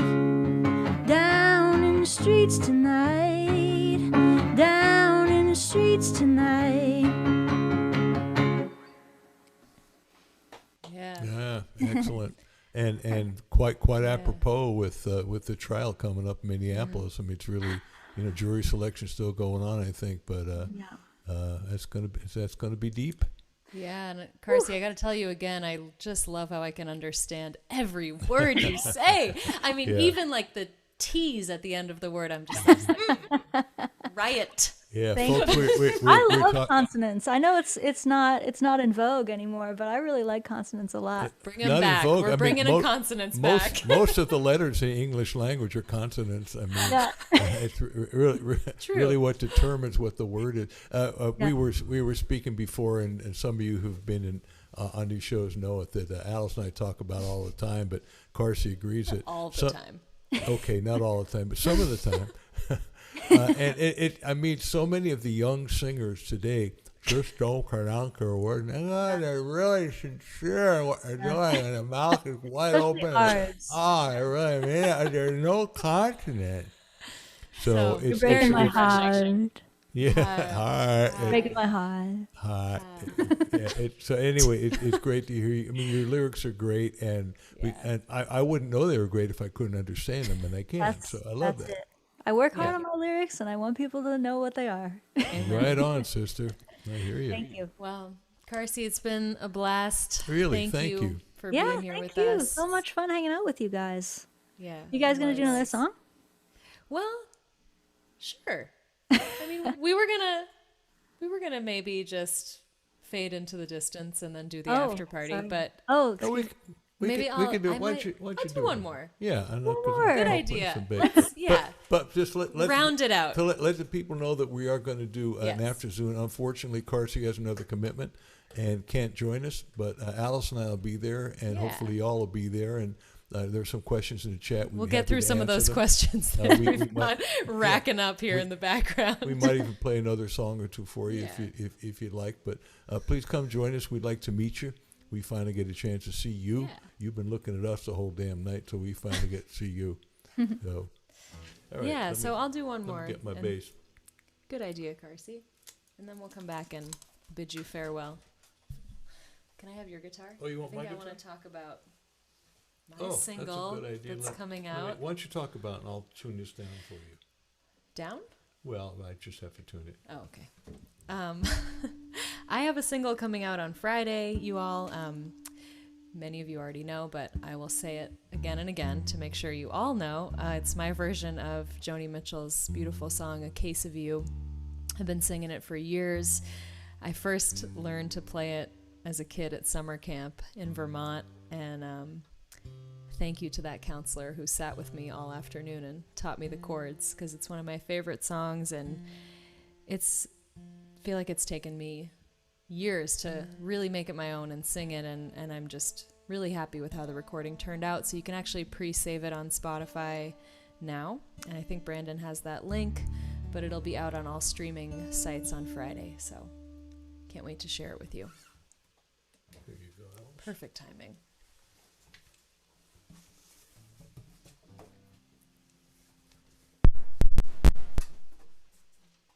Ooh. Oh, that's not good. You gotta. Your cordial cable came out of your guitar. Oh my God. We need that. Excuse the. Okay. Lifetime warranty, but you gotta keep it plugged in. A Case of You.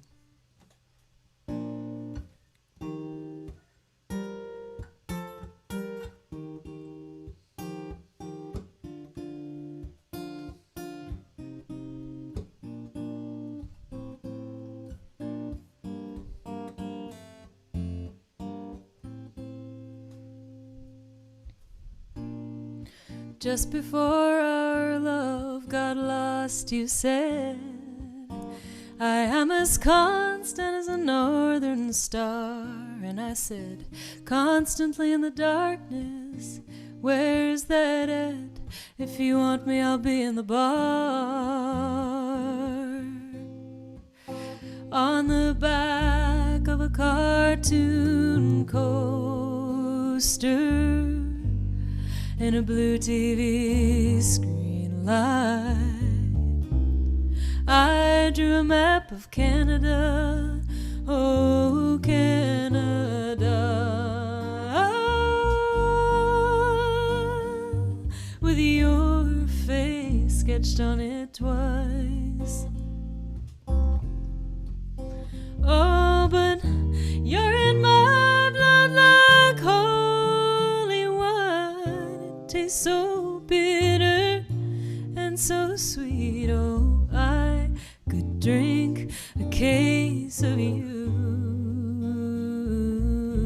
darling, and I would still be on my feet, still be on my feet.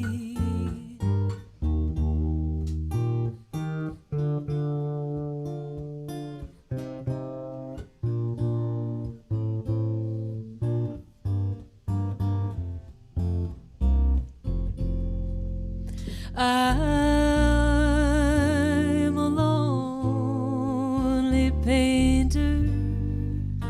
I live in a box of pains. I'm frightened by the devil, and I'm drawn to those ones that ain't afraid. I remember that time you told me, you said, love is touching souls. Surely you touched mine, 'cause part of you pours out of me in these lines from time to time. Oh, but you're in my blood like holy wine. It tastes so bitter and so sweet. Oh, I could drink a case of you, darling, and I would still be on my feet, still be on my feet.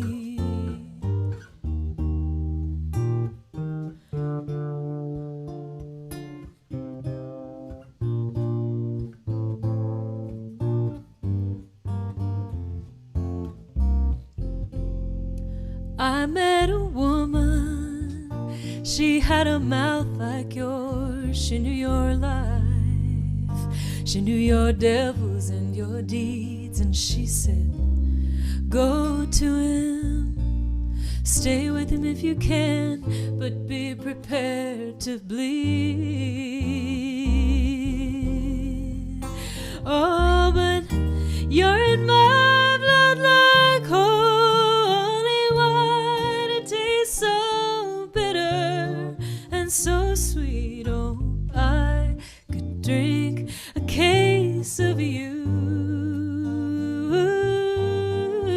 darling, and I would still be on my feet, still be on my feet.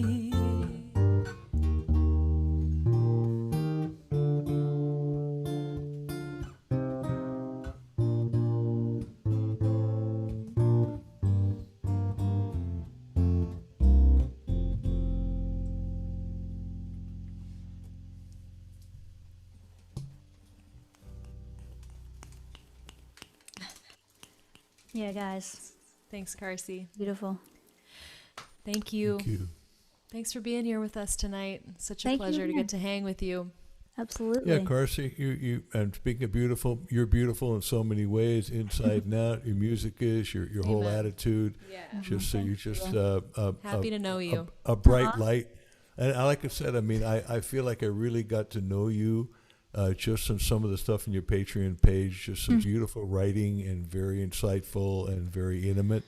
And I mean, I like that when we're not afraid to express ourselves, and that's what intimacy is all about, and it's how we communicate and how we connect. So it really did connect me to you, and even more so here. So great to know you. I hope the relationship deepens over the years, and thank you so much for joining us. That's lovely. Thank you Yeah. both. Very sweet. It's been great spending time with you. Thanks, Carsie. you. We'll see you on the Fleming call All sometime. right. Okay, bye everybody. Okay. Bye. Bye, Bye-bye. Carsie. All right, everybody. Well, we're going to take about a 5-minute break. And then, as usual, Freebo and I will be here for the after party. And Brandon is putting that information in the chat. So all you have to do is open up your Zoom app and just enter the meeting ID and password. We can't actually share the clickable link in the chat because then we get all kinds of weird Zoom bombers. We don't want that. Zoom bombers. I don't know. They don't have anything better to do except bomb our Zoom Bomb party. Zoom. So just join us. We'd love to see you. The more the merrier. And if you don't join the Zoom, just know that the show continues broadcasting on Facebook and YouTube and Twitch. So you don't miss, you can actually watch the after party, which is kind of cool. And you can be like, wow, that's really cool. I'm going to join it next week. If you're too shy this week, you can come next week. So Yeah, and it may sound obvious, but just know we do this every Wednesday, 8 Yes, we o'clock do. Eastern, 5 o'clock Pacific. We'll probably take the month of July off because we'll be recording my a record. record in Muscle Can't wait. Shoals, Alabama. We're very excited about that iconic Fame studio. But until me- July, But we've got the rest of March, all women, and we've got April, and we've got May, and we've got June. So tell your friends we love doing this. We love having you being part of it.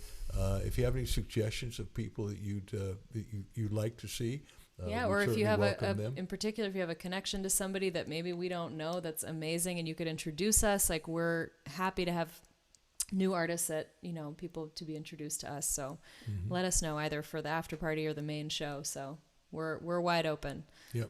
And we're going to start having some of our favorites back at some point. We are, So, absolutely. all right, everybody. We'll see you in a few minutes. We're going to take a short please break. join us. Bye-bye.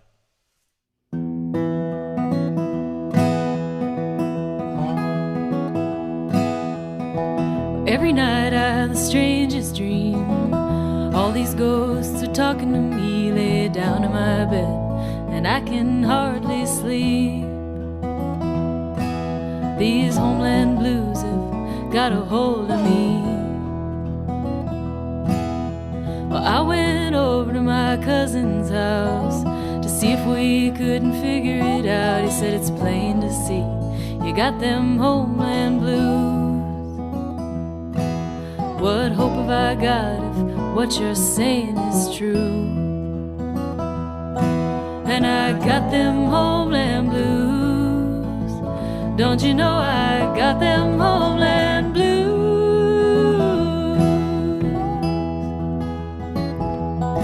Said I got them homeland blues. Honey, pull over, I got them homeland blues.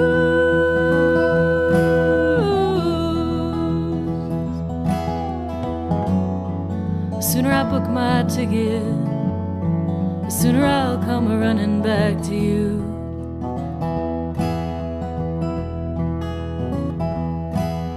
I asked my mother, do you know what I mean? And she could hardly look up at me. Eyes to her paper, and I knew she had them too.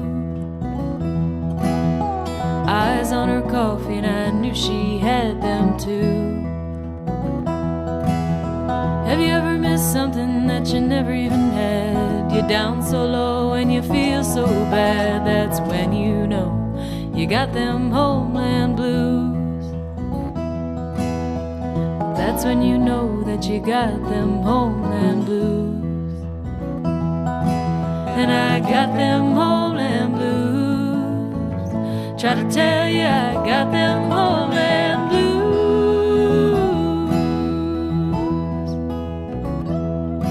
Said I got them homeland blues. Honey, pull over, I got them homeland blues.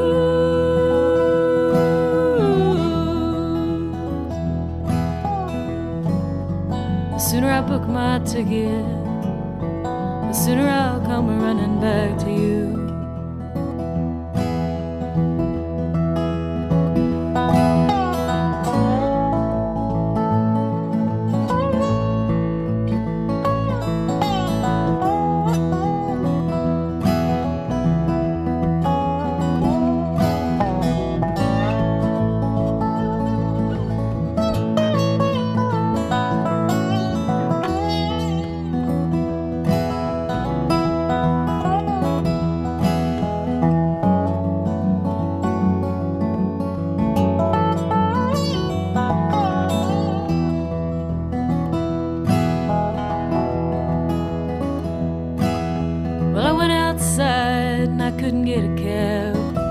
Distracted from the night we had, sat down on the curb, nursing my homeland blues.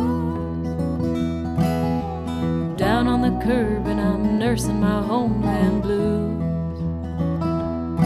My American soul gets lonely sometimes. I take a walk and it clears my mind, and I hold you tight to shake my homeland blues.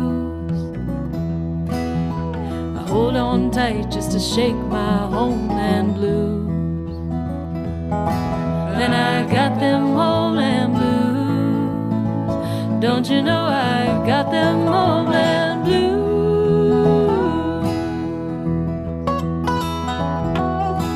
Said I got them homeland blues. Try to tell you I got them homeland blues.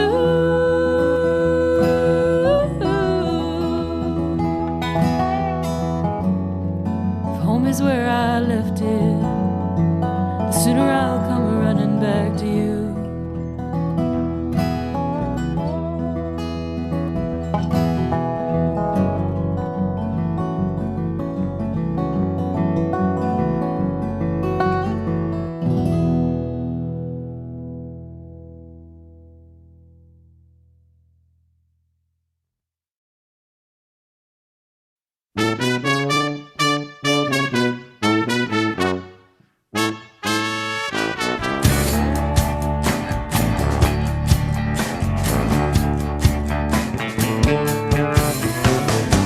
Upon a time, everything was so fine, cozy, just my baby and me. in bed, I was happy as a man can be. Then my buddy called up, had the cutest little pup. I couldn't help but take him in. Ah, little did I know her affection would go to my new little four-legged friend. Now she loves my dog more than me. She loves my dog more than me.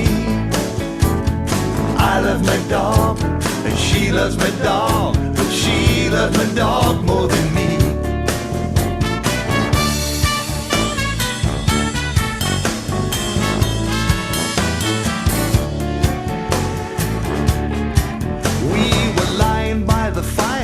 Burning with desire, when suddenly to my chagrin,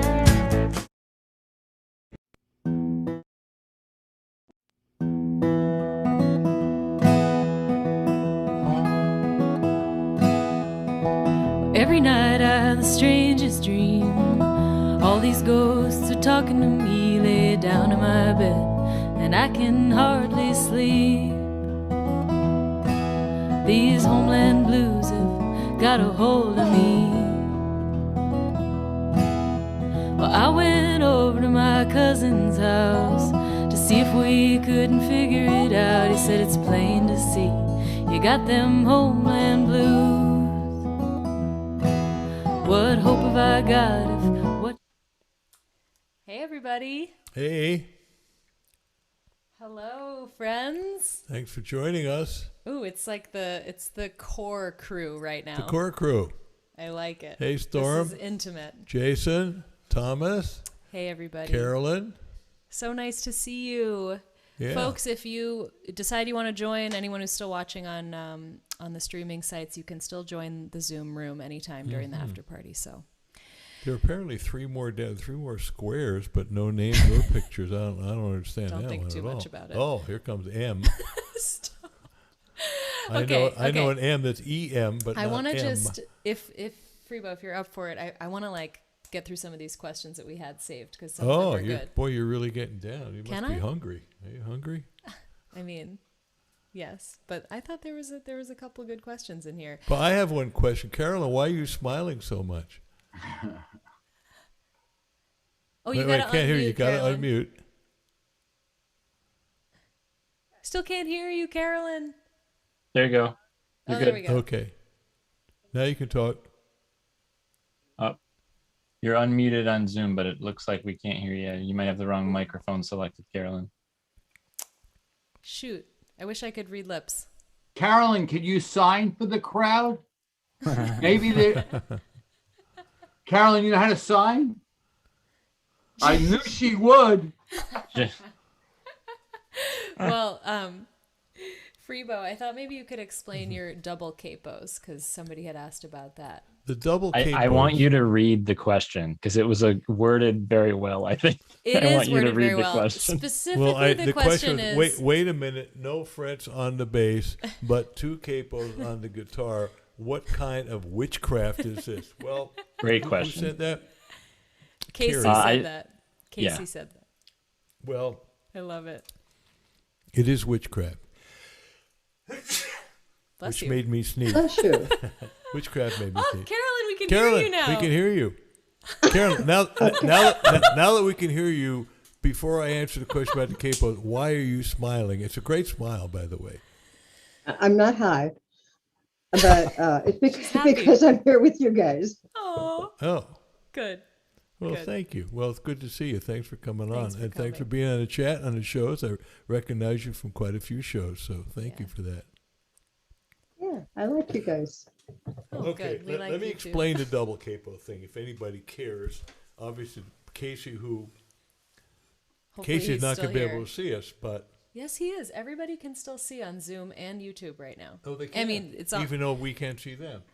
Are you just figuring this out? I am just figuring this out. Did I not explain that, people? I feel like I said that. Oh my God! If even Yes, Storm you got did. it, Are you seriously even just Storm- getting that? well, I didn't think that the people on the chat. Freebo. Of course, Everyone that's watching can still see us. we just can't see them. They can still see you right now. Plus, I if you- feel like a kid that when I kind of cover my eyes, that You can't see me. I'm sorry about that. Plus, if he watches it afterwards on YouTube, you'll still get the answer. Brandon, could you put the info in the chat one more time for folks who may have missed it? Great.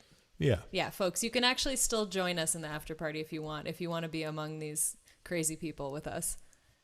Okay, so let me explain. Hi, Joe. I can see you, Joe, in the chat. See, Freebo? He's still there. Glad we cleared that up. Okay, so here my gatoon, my gatoon's a regular guitaring. It's all falling apart. I tuned down a whole step, but I'm still relative. Right? Okay. So what the regular capo does is it just, if I'm playing an E chord, I can go. So I can go. If I'm down here, I'm going. Oh, say, can you? So I go, that ain't gonna work though. Oh, say, can you see? Makes more sense, right? Using the sing. So this is a regular capo. What this capo does, it's much shorter. It's actually called a shortcut. And instead of covering all 6 strings, guys, a shortcut, it only covers 3 strings. It covers the strings are numbered 1, 2, 3, 4, 5, 6. And it covers the 3rd, 4th, and 5th strings. So what it does, instead of, it turns it into this, which is actually called dadgad. Dadgad is D-A-D-G-A-D, dadgad. And dadgad is actual tuning, and you have to retune your guitar to get into dadgad. But when you put this on, I don't have to. And now I can play chords, 3 chords with 1 finger. I go, this land is your land, this land is my land, from California to the New York Island, from the Redwood Forest to the Gulf Stream water. Oh, this land was made for you and me. I'm playing 3 chords with just 1 finger. So it changes the tuning, and there's all sorts of wonderful things you can do with it. And I've written a lot of songs with that. Great songwriting tool. A wonderful songwriting tool. I've turned Alice onto it, and it's really helped her a lot. Yeah, we both, between us, we've got 4 capos going on, which is like a little excessive. And they're the different brands, but Freebo uses the Kaiser, and I use the Shub capo brand. I'm an artist with Shub. Freebo's an artist with Kaiser. It's okay. We still get along. We just use different capos. Yeah. And yeah, I really recommend it as somebody who's not like a virtuoso guitar player. I love having, like, frankly, a cheater way to learn some new shapes and sounds so that I can write more. And that, for me, really opened things up. Well, it's not just a cheater way, because in addition I'm joking, but what's really cool is I can play in basic dadgad, but there's also 2 other tunings, one called drop D, another double drop D. And just by doing that, I'm actually in a combination of all 3, of dadgad, drop D, and double drop D.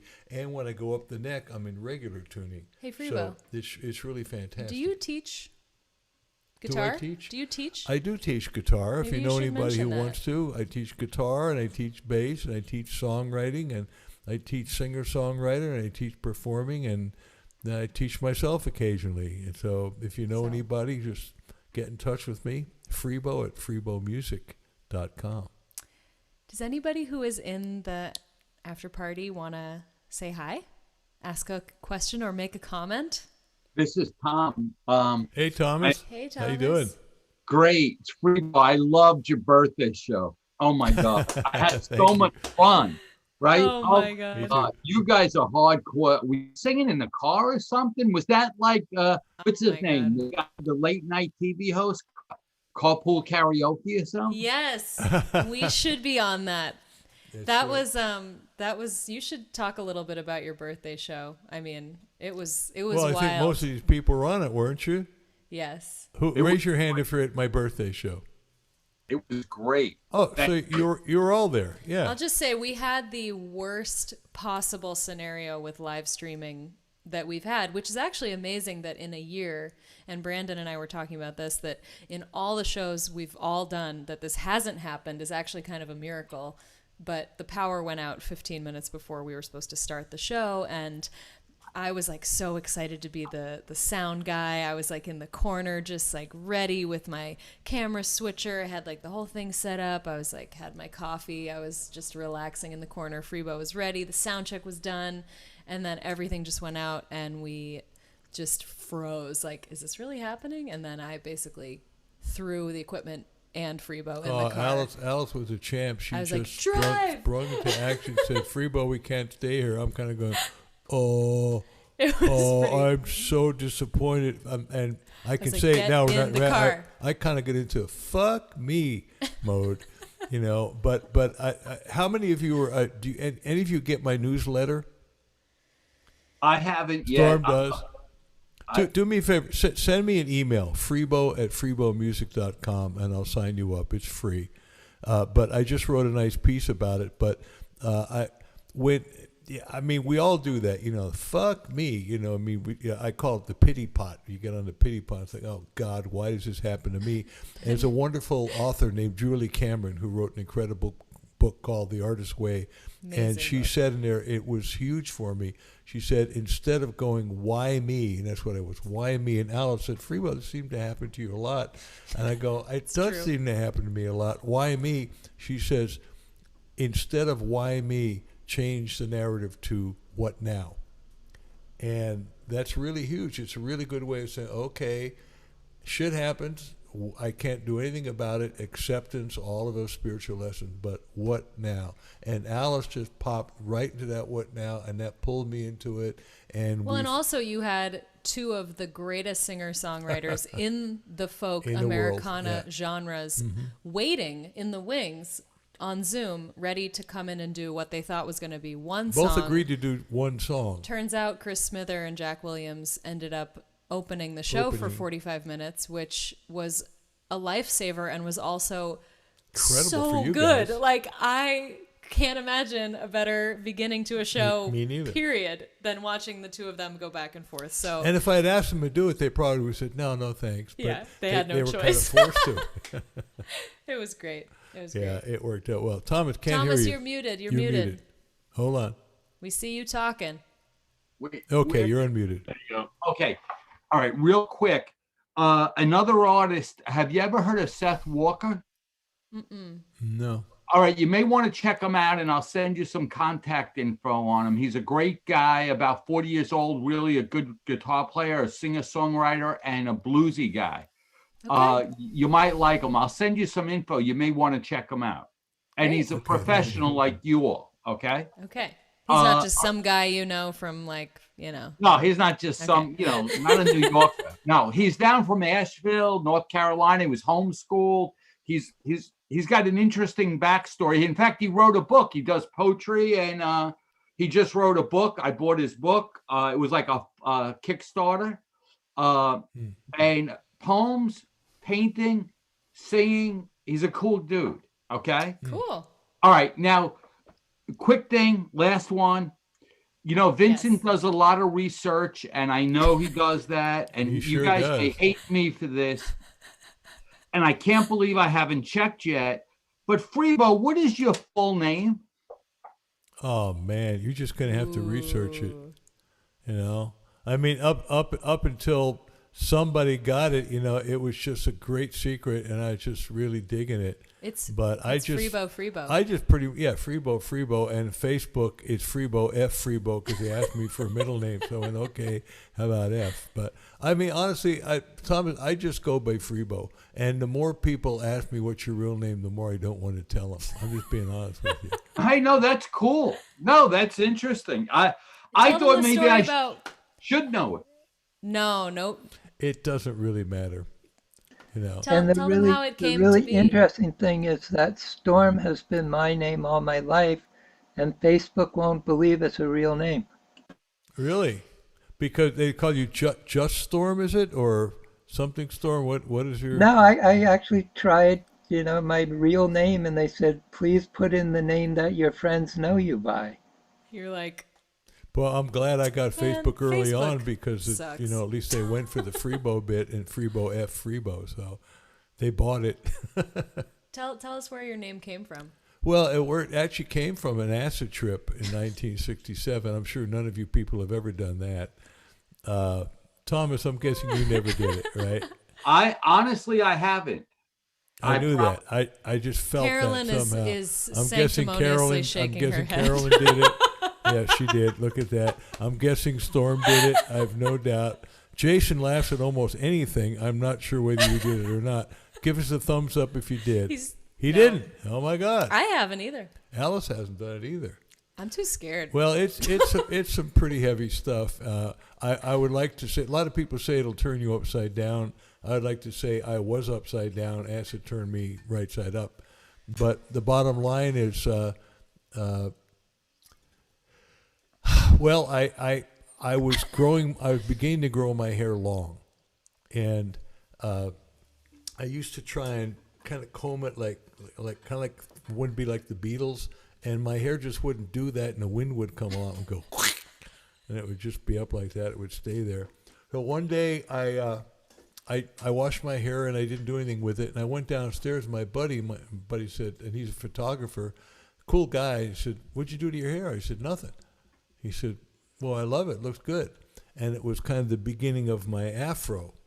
And so as it got bigger and bigger, during one of the trips we did, the fellow who was the guide, when you do acid, you really kind of have to have a guide because you don't know whether the walls are really moving or not. You don't know whether you can really fly or not. I mean, a lot of things you kind of don't know, but you just surrender to what is, and the guide kind of sort of helped. Can you help me get to the bathroom? Yeah. So the guide, as it turns out, on this trip, nicknamed everybody, and my nickname became, because I had an afro, started calling me Fro, and Fro became Froby. And then the guy who actually was responsible for letting my hair go, I mentioned that to him. I said, "Hey, man," I was kind of in that acid frame of mind. He said, I said, "Yeah, they call me Froby." He said, "Froby." I said, "How about Freebo?" I said, "Yeah, I like that. Freebo. Yeah, that's cool. Yeah, I kind of feel like him." And I did, and I have ever since. And I think it was really one of those seminal moments in my life where something comes along for you that you're supposed to do. I call them points of destiny. And I feel like that guy, and I think it actually gave me permission to let go of any of my past and be exactly who I wanted to be and to be in the moment. And I think it was actually kind of deep in a very strange sort of way. So thanks for asking, Alice. How did you become Alice? That's the name they gave me. They did? Yeah. With no middle name. You have no middle name. I don't have a middle name. It's true. We should have a contest, middle name for Alice. I've had different made-up ones, but the story is that my older Toby, brother... you don't have a middle name either? You don't? No. Aw. Huh. See, it's a special club, and I kind of like it. It's simple. Although when I was growing up, they had to put a name. I don't know if you had this experience, Toby. So on all my school forms, it said Alice NMN Howe, NMN, which stands no for middle name. no middle name. Yeah. So I had actually looked like I had 3 initials in the middle. Alice Howe. Toby, you had a question or something you wanted to say? Hi. Unmute yourself. Unmute myself. Oh, I'm Hey. Hi guys. Hi, Toby. I got 3 things. Okay. Let me get bigger in my groovy shirt. Yes. I went to both your parties. Alice, through yours, I cried the whole time. I just Oh my cried. goodness. It was that good. It was just like so mushy and fuzzy and all that. And It then was. Freebo, yours with the comedy of events to start. that was great. You laughed the whole time. However, no, if I had the equipment, I would have had to come over here because I'm in Encino. Oh, you are. Where approximately are you? I'm on White Oak and Burbank. On White Oak, Oh, right on okay. the other That's side actually- of the Joe's. You're a little bit. Yeah, I know exactly what it is. My buddy got off at the first exit past the 405. Sound like I'm on like Saturday Night Live. Yeah. Okay, like you You go get like on take the it 101, 405. 405, You get off at like, what is it? Havenhurst. Okay. Okay, Anyway. I live on White Oak. Uh-huh. Well, Yeah, it so a little worked bit out. further. Havenhurst, Balboa, White Oak, right? Yeah. Okay. Sorry, go ahead, Alice. I was just gonna say, Toby, thank you for that. Yeah, and we were lucky because Freebo actually had a key to his friend's house who wasn't there, so it was Yeah, like that was a great. lifesaver. Larry was his name. It's Larry's house or something Larry, like that. Larry Yeah, we Truman. love Yeah, Larry. that was great. And then the best of all, I sing "She Loves My Dog More Than Me" do? every day, not just sometimes. I wake up singing it. I go to bed singing it. I'm in Oh, the store God singing help you. it. I'm so sorry to hear that. I hate to say it, I love that Toby. song. Toby, you are a sick puppy. Aw, I love my dog. She loves that's my dog. great. That's That's great. Do you sing? Do you play guitar? I don't. At one point in my life, I wanted to be Stevie Nicks. I used to sing at the Holiday Inn, which is now the Courtyard Marriott on Ventura Boulevard. I sang a set on Tuesday nights. Sometimes I sang to nobody. Other nights I sang to people that say, "You I know suck." that feeling. But I did tambourine and all. It was fun. But I'm liking this promoting stuff. It's just I'm having a blast right now. I'm having a blast. I can't wait. Saturday night is Taj Mahal and Phantom Blues. And so I've been Thank a you part for of that. reminding Thanks for me. reminding. Yeah, we're going to watch I have that, a ticket to that, Yeah. and I totally So, forgot. yes. Toby, 6 o'clock. thank you. 6 o'clock this Saturday night. Taj Mahal, Phantom Blue, and the other guest is John Cleary. I'm It's- writing that down right From now. New Orleans. Because I Yeah, already bought a they're ticket. streaming it from Berkeley, the UC Berkeley Theater. So Oh, they're all getting together there. yeah, they're getting together there and they're streaming it. And it's a ticketed event. And Yeah, so- I think Taj lives up there. If I'm not Yeah, he mistaken, in does. the Bay Area. So you yeah, say that's going to be good fun. And I just you say I love your say- guys' show. I love being a part of it. I love the community that's in there. It's great fun. And Brandon's Thank doing a great job. isn't he? I mean, he looks a lot like Alice Howe right now. But well, Toby, I was going to ask you. You say you promote? As a hobby, because at the write-off room, I assisted with the calendar of events there. Oh, okay. Yeah, so I helped Cheryl. Yeah, I helped Cheryl. She shares our stuff all the time. I didn't put that together that you Right, worked I've with Cheryl. hosted since March. I've hosted over 500 shows. Oh, great. Good I for actually you. I just talked with Bill yesterday about his new place. He's Bill so Lynch? excited about it. Yeah, we got that soft announcement. That's all I can Soft. say. It's a soft Say anymore. announcement. I won't say anything about it, but I just know Right. he's real excited. Yeah, about I'm it. hoping to become more involved in that too. Bill and Great. Maggie know. So, and Great. it's just great fun. I can't wait.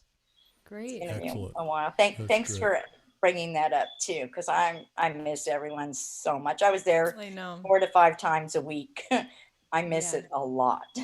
Yeah, Yeah, me it's a too. great. For those of you who don't know, it's a place in L.A. that it closed. He closed it because of COVID and opening up another one soon. But he called it the write-off room.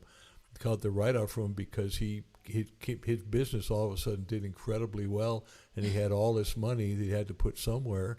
And he and his wife were talking one day, and she said, "Well, what do you want to do?" And he said, "Well, I've always kind of wanted to open up a club, the kind of club that I always wanted to play in." And she said, "Well, why don't we do it?" And that's basically what he did. And it's a wonderful club, and he paid musicians well, and pretty much all old school music, old school guys, people, say guys, but musicians. And it's a wonderful place. So I can't wait till it opens again. And, Yep. we played there Keep many watching times. the website. Keep watching the website, and you'll find out all the progress and everything. Will do. All right. Thanks. I love you guys. Yeah, love Thank you you, too, Toby. Toby. Thanks for coming. Thanks for saying hi. Well, The California, somebody, Pablo. Oh, yeah. California, I love it. That's one of my favorite Saturday Night Live bits. well, folks, does anybody else want to say hello before we sign off our relatively shorter Zoom hang this evening? Well, Yeah, before I- actually, oh, good. I had a birthday poem I was going to do on your party and didn't get a chance. Can I A do Oh. it? birthday poem? Yeah, please. Sure. Yeah, it's a poem I wrote that I performed for people on their birthdays. I Thank even you. in the old days would be in a restaurant and someone would be given the proverbial cupcake or whatever, the waitresses would come over and sing to them, and then I'd walk up to complete strangers and say, "Do you like poetry?" If they said yes, I'd recite this poem. It's called Listen, Do You Hear the Music? Listen, new hymns are forming in the laughter of a friend. Beneath your feet, the grass is chanting snatches of songs even you haven't heard of. In the meadow, the cows are practicing ancient operas and cadenzas. The dog beside you is flat picking with its feet and accompanying itself on the collar. When the cat claws on the screen door, it is really saying it wants a washboard, a banjo, and a whole jug of band. If the fly's buzz were slowed down, it would be a carol. Listen, your silence is a melody. You will hear its refrain from a stranger who has taught it by your absent friends. In the distance, your heart is drumming. When it arrives, this entire room will become an orchestra. Listen, can you recognize that the trees are humming Happy Birthday and Auld Lang Syne? They have been rehearsing for months, waiting to surprise you. Oh, that's great. That's Love beautiful, Storm. Thank you for sharing that. Thank you. Thanks. That's great. I really appreciate that. Yeah. That was good, Storm. Thank you. I just have one more question because Jason seems to always join us. And could you unmute for a second, Jason? There he is. Hi. Jason, what do you do? Tell me. I can tell you what he does. What? Jason and I went to high school together. Really? Yeah. Oh my God. Wow. It's true. Okay, in that case, I have a question for you. Yes. What was Alice like in high school from your perspective? Talented, but here's the thing: we didn't really travel in the same circles at all. Hey, Because I was a band. Wait, Jason. Wait. There's a bit of an you issue have with a the sound audio. problem. yeah. You have to put it on. I your think it's screen the- should No, say it's turn the off mic. or It's the something. microphone probably. Yeah, it's one of It those is. little ones, like lapel ones. I think it's like it's blasted out. Do you have like a built-in microphone you could switch to, Jason?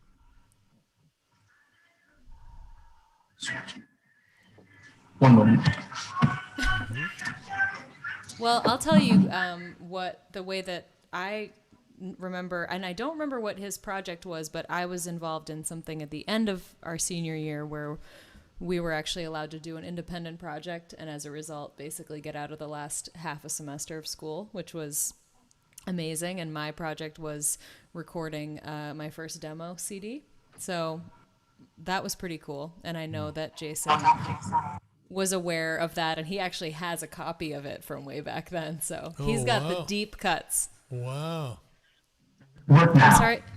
Ooh, it's tough. Yeah. Yeah, it's about the same. So sorry. Is it Looks like you possible dodged a Jason bullet knows there, how to Alice. sign? Millennials are I not supposed dodged to a have bullet. this problem. I know. You are a millennial. Caroline's laughing. Well, folks, while we're figuring that out, we don't yet have our guest confirmed for next week, but we are still planning to do all women artists the rest of this month. So that's all we can tell you about the next person.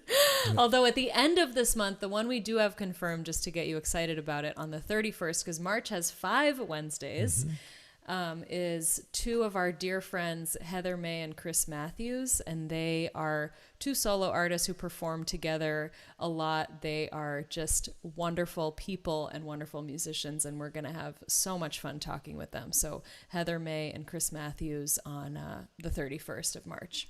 And Good. until then, it's a mystery, but we will tell you as soon as we know. This is Thomas. May I add something? Sure. Number one, Alice, your voice is amazing. Thank you, Alice. You're just wonderful. you. Thank you. Thank And you.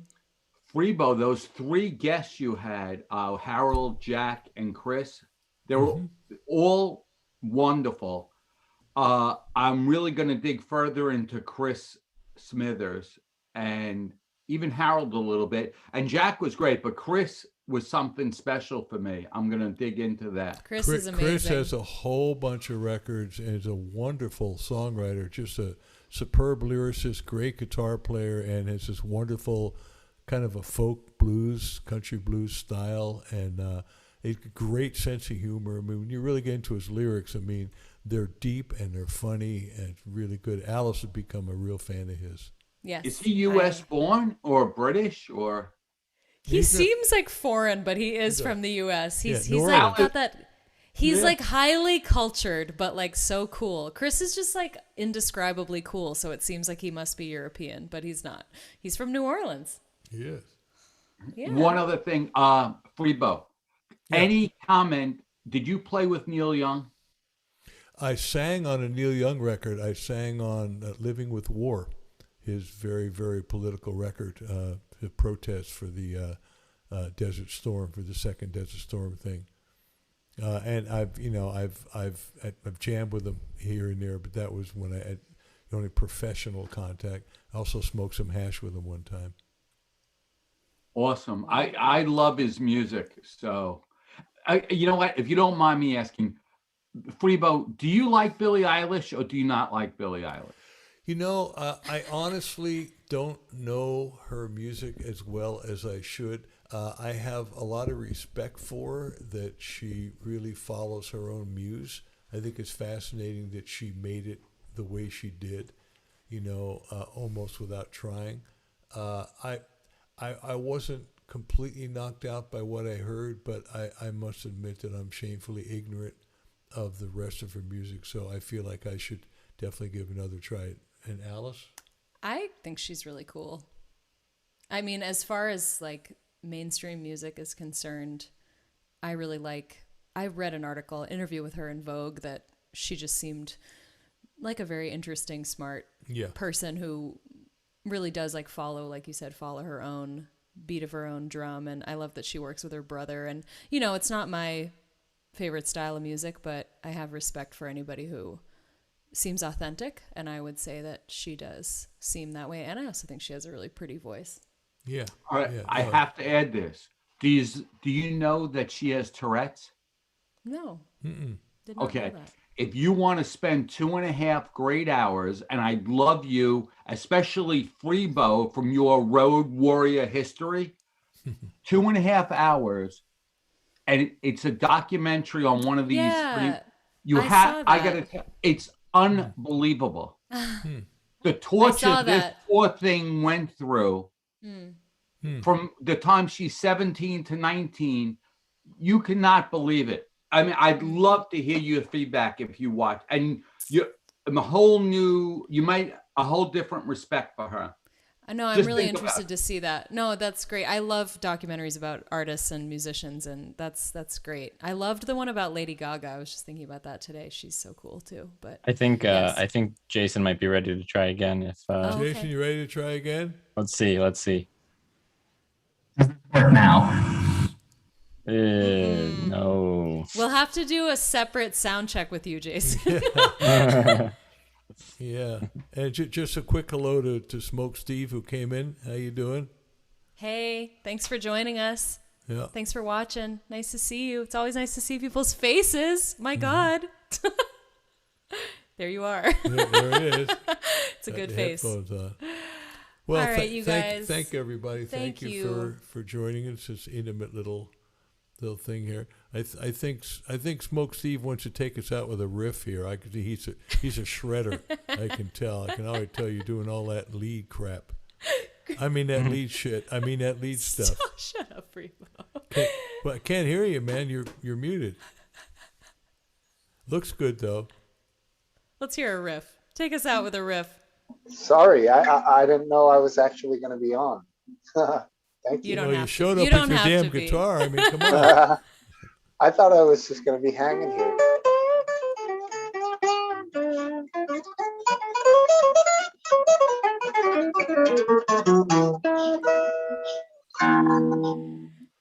lot you go. faster than I can move. I can't play that fast either. Are you a Norm's Rare Guitar YouTube guy? Do you follow that? Yeah, man, that's good shit stuff. I like Norm, and I love the Lemo, and they're all great players, good Us guitars. too. It's awesome. Is that how you love found them out too. about our show? Yes, I Cool. think I was subscribed to them, and somehow they mentioned you, or I got a notification, and then boom, here I am, and Cool. I love it. Oh, that's great. Guys You're in sound the show. wonderful. Thank you, Excellent. Steve. Well, thank you. I Thanks for hope coming. you're enjoying the shows. Always. Thank you very much. Thank Thank you. you. All right, y'all. Thank you, and thank you, Brandon. There he is, folks. You can see Brandon. Thank you, Brandon. If anybody runs a digital online event and wants someone who is incredibly talented at keeping things together and holding it down, Brandon is your guy. Brandon is for hire, and his rates are reasonable. And he's worth it. He's a reasonable guy. He's a nice guy, and he's a talented guy. He knows You can what the write hell he's to doing. you can write to me. You can write to me on my website if you want to know how to find Brandon. Yeah. And Jason, I suggest you get in touch with him and get your damn sound together. Okay. All right, you guys. We'll see you next week. Be here Alice next Wednesday. Mushu. Alice Mushu pork. No Mushu tonight. I can't. All right, Gotta- but how about a cheesesteak for Philly? Oh God, I wish. Hey. Send me one. Send it in the mail. Quick question, Thomas. Your favorite cheesesteak place in Philly? Honestly, Pat's or Gino's, I don't know the difference, honestly. But everybody, I was going to ask if that lady was on this show tonight. Carsie, if she had Yeah, a oh my favorite, God. I should have asked her. We should have asked her. Damn, I should have asked her. Should asked her. I mean, she might be a healthy person who doesn't even eat. I feel like cheesesteak. Carsie would eat a How can you be cheesesteak. from Philly and not eat cheesesteak? Well, could see Freebo, I Carsie got to eating. tell you, I thought she might be a vegan. I thought I might upset the apple cart if I asked. Are you kidding me? I mean, I can go I'm that gonna route. ask her, y'all. I'm gonna ask Yeah, Carsie we'll ask her. her I recommendation. actually turned Alice on to Gino's. I had went never down had to a South Philly. cheesesteak. She never had a cheesesteak. I But said, then we since went to a different place that I liked. well, more. we went to the place on South 4th Street, 4th Right, and right, South. That was really good. I can't think what it's called. And then we went to this other place in Manayunk. Yeah. It's also came highly recommended. I mean, the thing about cheesesteak, it's got to be the right kind of funky meat. It's not good meat. It's American cheese. I mean, American cheese. Slightly stale bun. So yeah, this bun is a particular kind of a bun. A little bit of pizza sauce. You want to have some marinara sauce with it. Onions, right? Oh God. Onions, maybe Stop. mixed I'm with getting some. hungry again. We keep Oh, ending yeah. the shows this way. But yeah, and when I turned Starving. out, I said, Alice, I said it's not like a regular steak. I said it's funky. It's its own thing. You kind of have to get used to it, but once you do, there's nothing like it. So she's now a fan of Philly cheesesteak. So whenever we pass by, we will go 30 miles out of our way to get a Philly cheesesteak, right? That's right. Yep. All right, folks. This is it. See you next Bye, week. everybody. See you. Good night, Thanks, everybody. Good night. Bye-bye. Thanks for for joining. coming. Hi. Thanks for the poem, Storm. Bye. Yeah, and Freebo, I'm in the what now category on what we've been discussing in email. We'll work that out. Thank you. I hope you got the MP3 of Angel. I did. I've been on Zoom literally since 1 o'clock this afternoon, so I haven't had a chance to watch it yet. I mean, to listen to it yet. But- It'll take you 4 minutes. Oh, I know that. I mean, I literally have not had a minute off of Zoom. I'm sorry, I'm just kidding you. I enjoy it, man. Happy to Yeah. get it to you. Yeah, yeah. All right. Bye, folks. Bye, Good everybody. night, everybody.